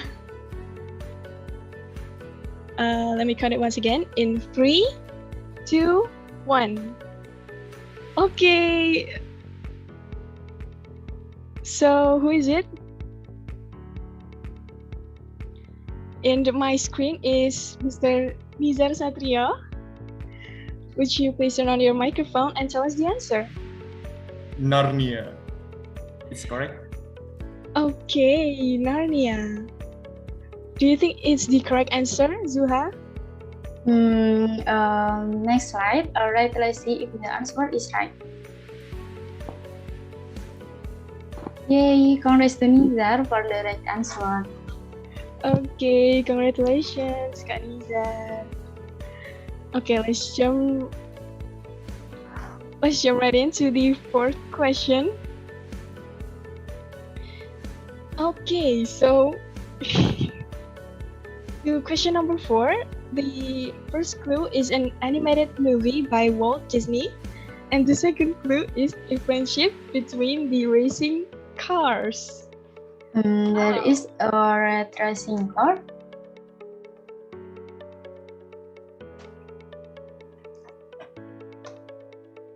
Okay, do we have to count again or... Okay, I think I will count it again then, yeah?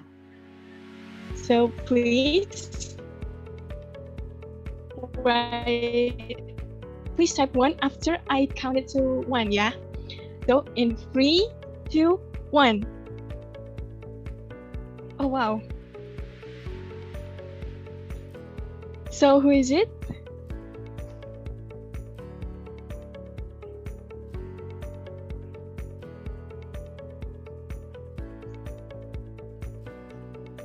Okay, so the participants who answered is from UGM, Miss Anjali Tirsa Suryanto. Could you turn on your microphone and answer the question?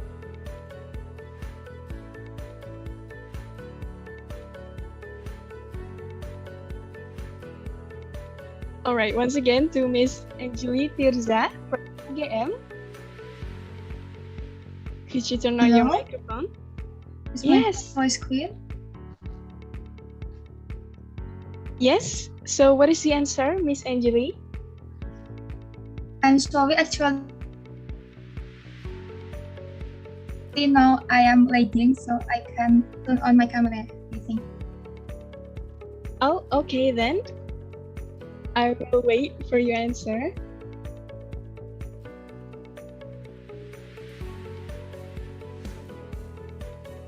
Okay.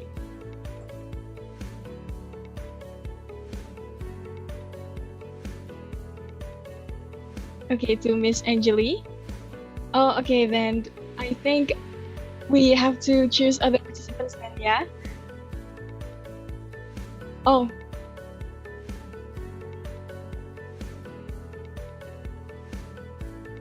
Okay then, go on. Oh, so Miss Anjali think that the title is Cars. Do you think it's the correct answer, Zuha? All right, let's see if the answer is right. Next right. Okay, wow, so it is the correct answer. Yay, congratulations to Miss Anjali. Wow, so the questions are quite easy, yeah, for now, but let's just go on to the next question. Okay, the last question for first session. The first clue is a Spanish series and the second clue the name of the character using the city name. Oh wow, a Spanish drama? Okay, so, wow, the first one. Okay, then I will count again then, yeah? I'm sorry. So, before you answer in the chat Zoom, please wait until I count, okay?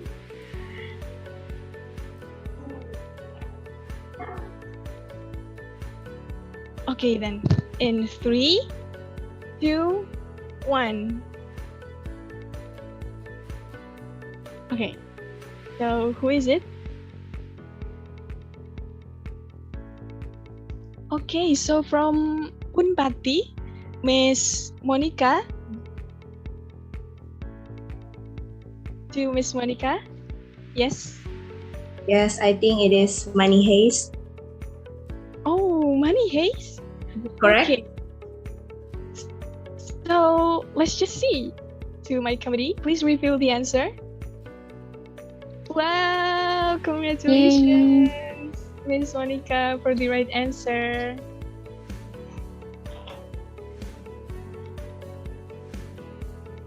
Yeah, so what's next, Zuha?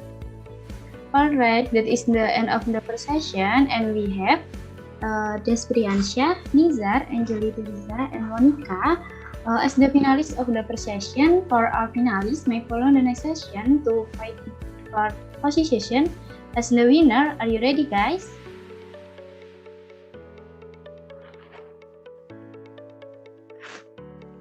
Okay, I guess you guys are ready. So here it is for the first question in the second session. Yep, here is the clue.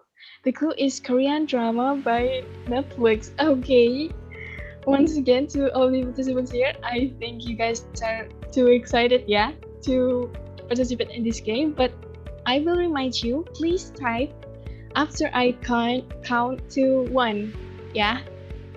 Okay, I will count from 3, 2, 1.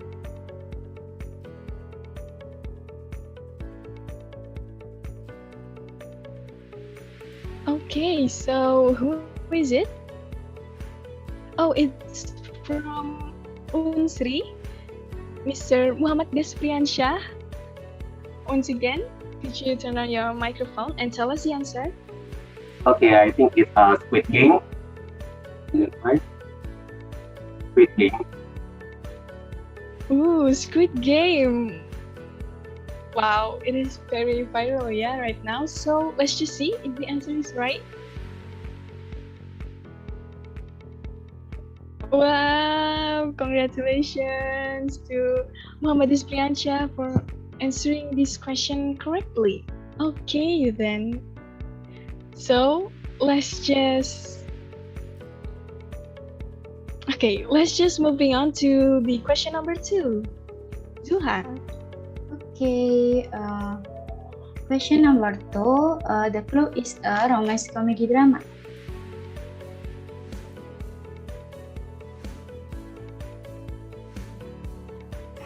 Wow, so okay.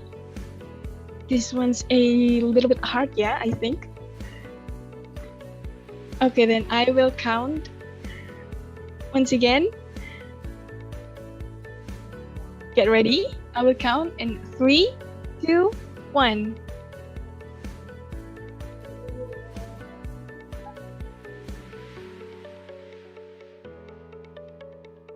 Okay, so in my screen, it is Miss Angeli from UGM.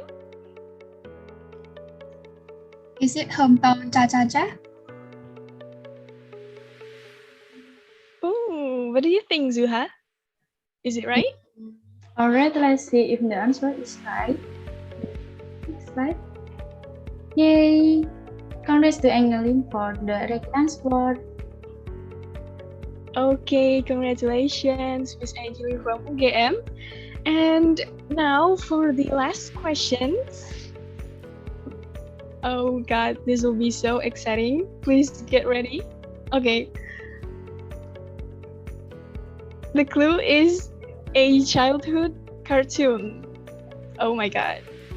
Okay, wait. I will count first, yeah? Okay, get ready. In 3, 2, 1.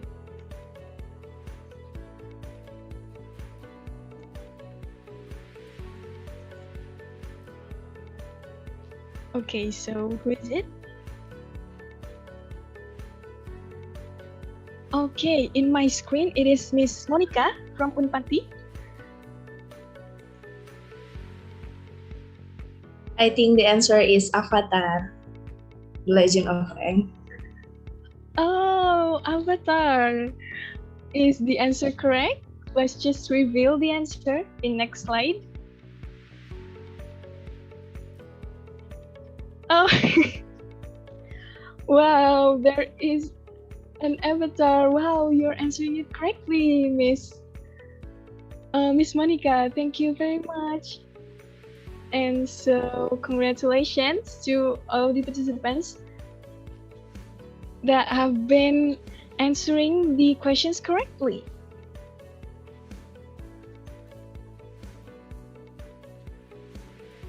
Okay, so the winners are Miss Angeli, Miss Monica, and Sir Muhammad Despriansha. Congratulations! Okay, so that is all the games we had. I have mentioned the top 3. Congratulations for all the winners once again. And you know what? I would like to talk to the winner of our game first. Yes, I agree to Miss Monica. Can you join us?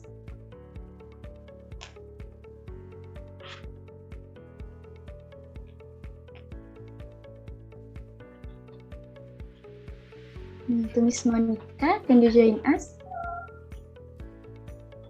Okay, I think Miss Monica is having a little problem right here. So I think I will choose from Mr. Muhammad Despriansha. Could you join us here? Yes. Okay, so Kak Muhammad Despriansha, so how do you feel from winning this game?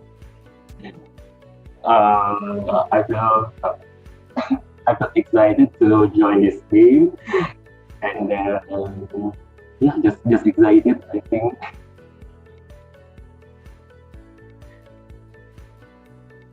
Wow. Okay, Zuha, what do you think?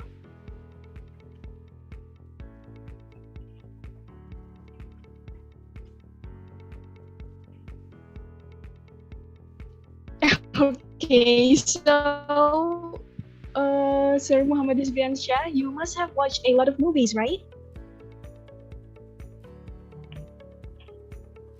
Not really, but yeah, not really. Oh, okay then. And last question to you: do you think this question is hard, or is it like easy peasy lemon squeezy? It's easy peasy, but the last question I think it's very hard for me. I didn't expect that the answer is Avatar. Oh yes, yeah. It is quite challenging, yeah, for the game. Okay then. Challenging.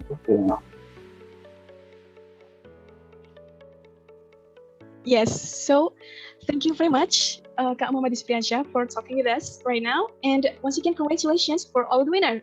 Don't forget to confirm your winning to the contact person, which has been sent by the committee in the chat column to redeem your prizes. Yay! Congratulations.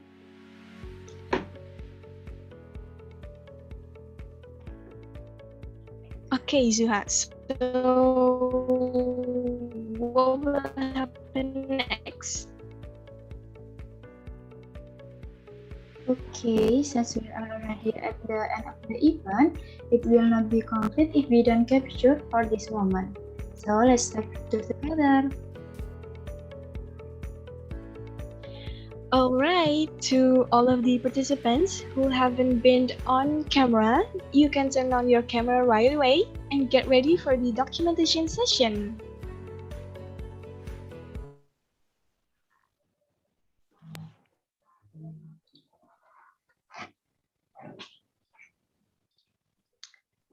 Okay, there are 7 slides here. Wow. But most of you haven't turned on your camera, so please turn on your camera because we will have some documentation session here. We would like to see your faces.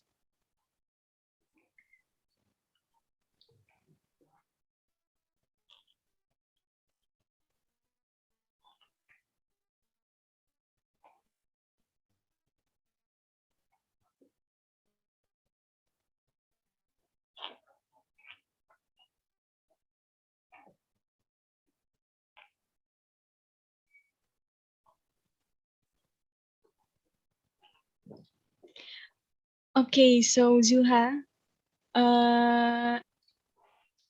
while we're waiting for our friends to turn on their camera,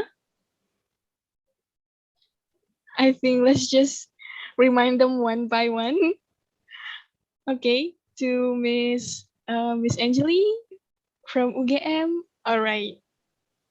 And then to Miss Monica from Unpati. May I see your face?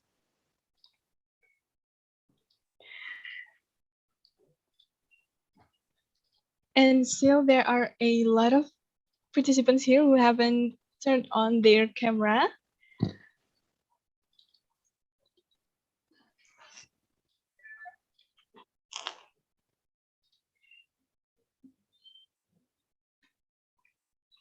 Okay, then I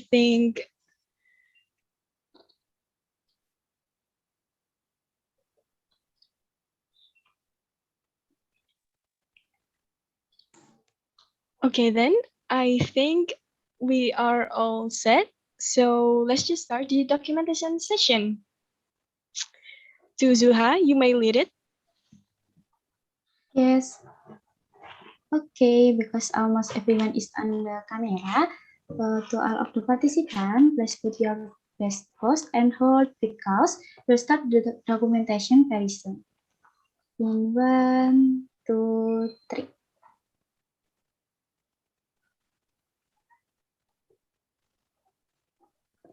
And the next self hold.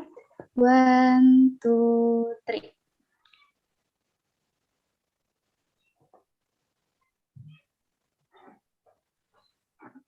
Okay, and the next self hold. 1, 2, 3.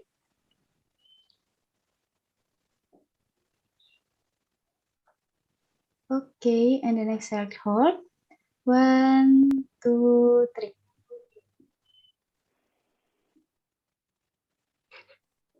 Okay, and the next exhale, hold. 1, 2, 3.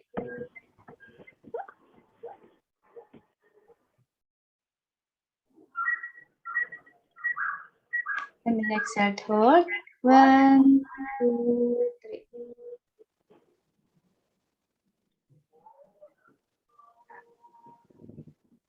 Okay, and the next exhale, hold. 1, 2, 3.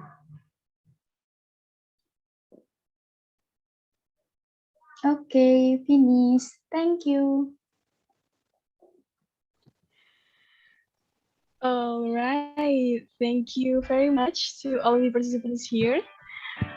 Okay, because the documentation session has been completed, it means we are already in the very end of the event. But before that, then the commit in charge present the attendance from inject column.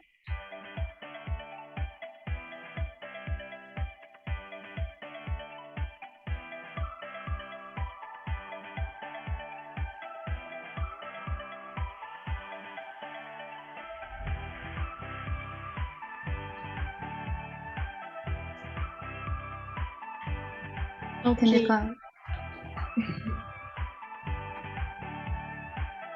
Yes, Zuha? Okay, then the commit, please share the attendance from inject column.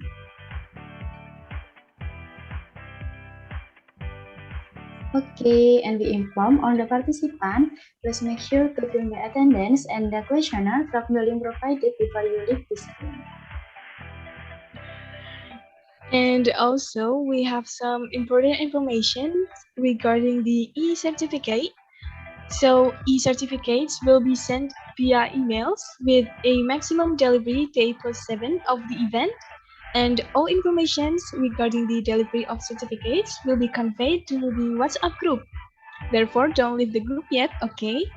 And for the delegates, all information regarding the certificates will be conveyed through the committee in charge.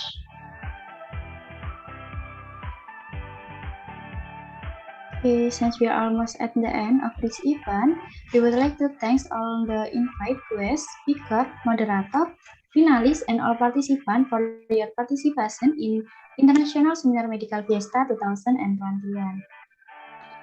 Yes, and before we end this event, it will be nice to close today's event with prayer. Pray according to each religion and belief. Pray in.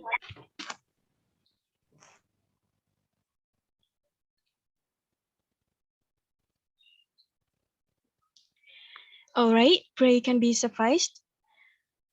Okay, So, Zuha? Okay, thank you so much for to all of the participants. We on behalf of the committee would like to apologize if there is any mistake in this event. All the participants may leave this meeting, but before that, I'm Zana Pihak.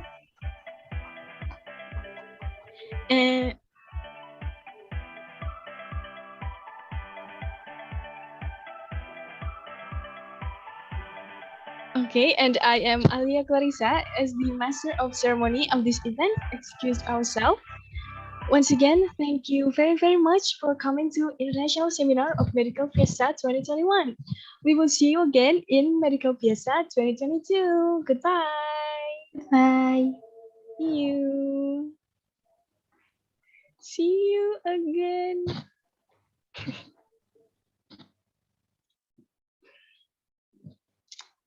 Thank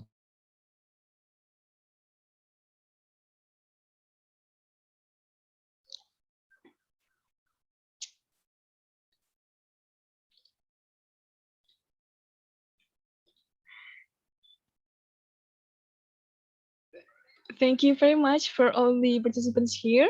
Don't forget to fill the return attendance link, and you may leave the Zoom now. Thank you. Goodbye. Have a nice day.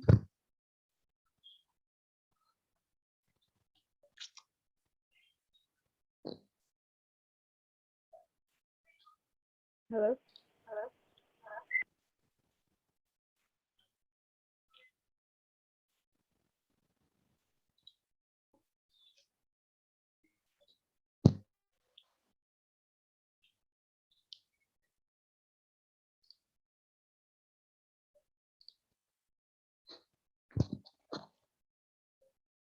Okay, so there are still a lot of participants here.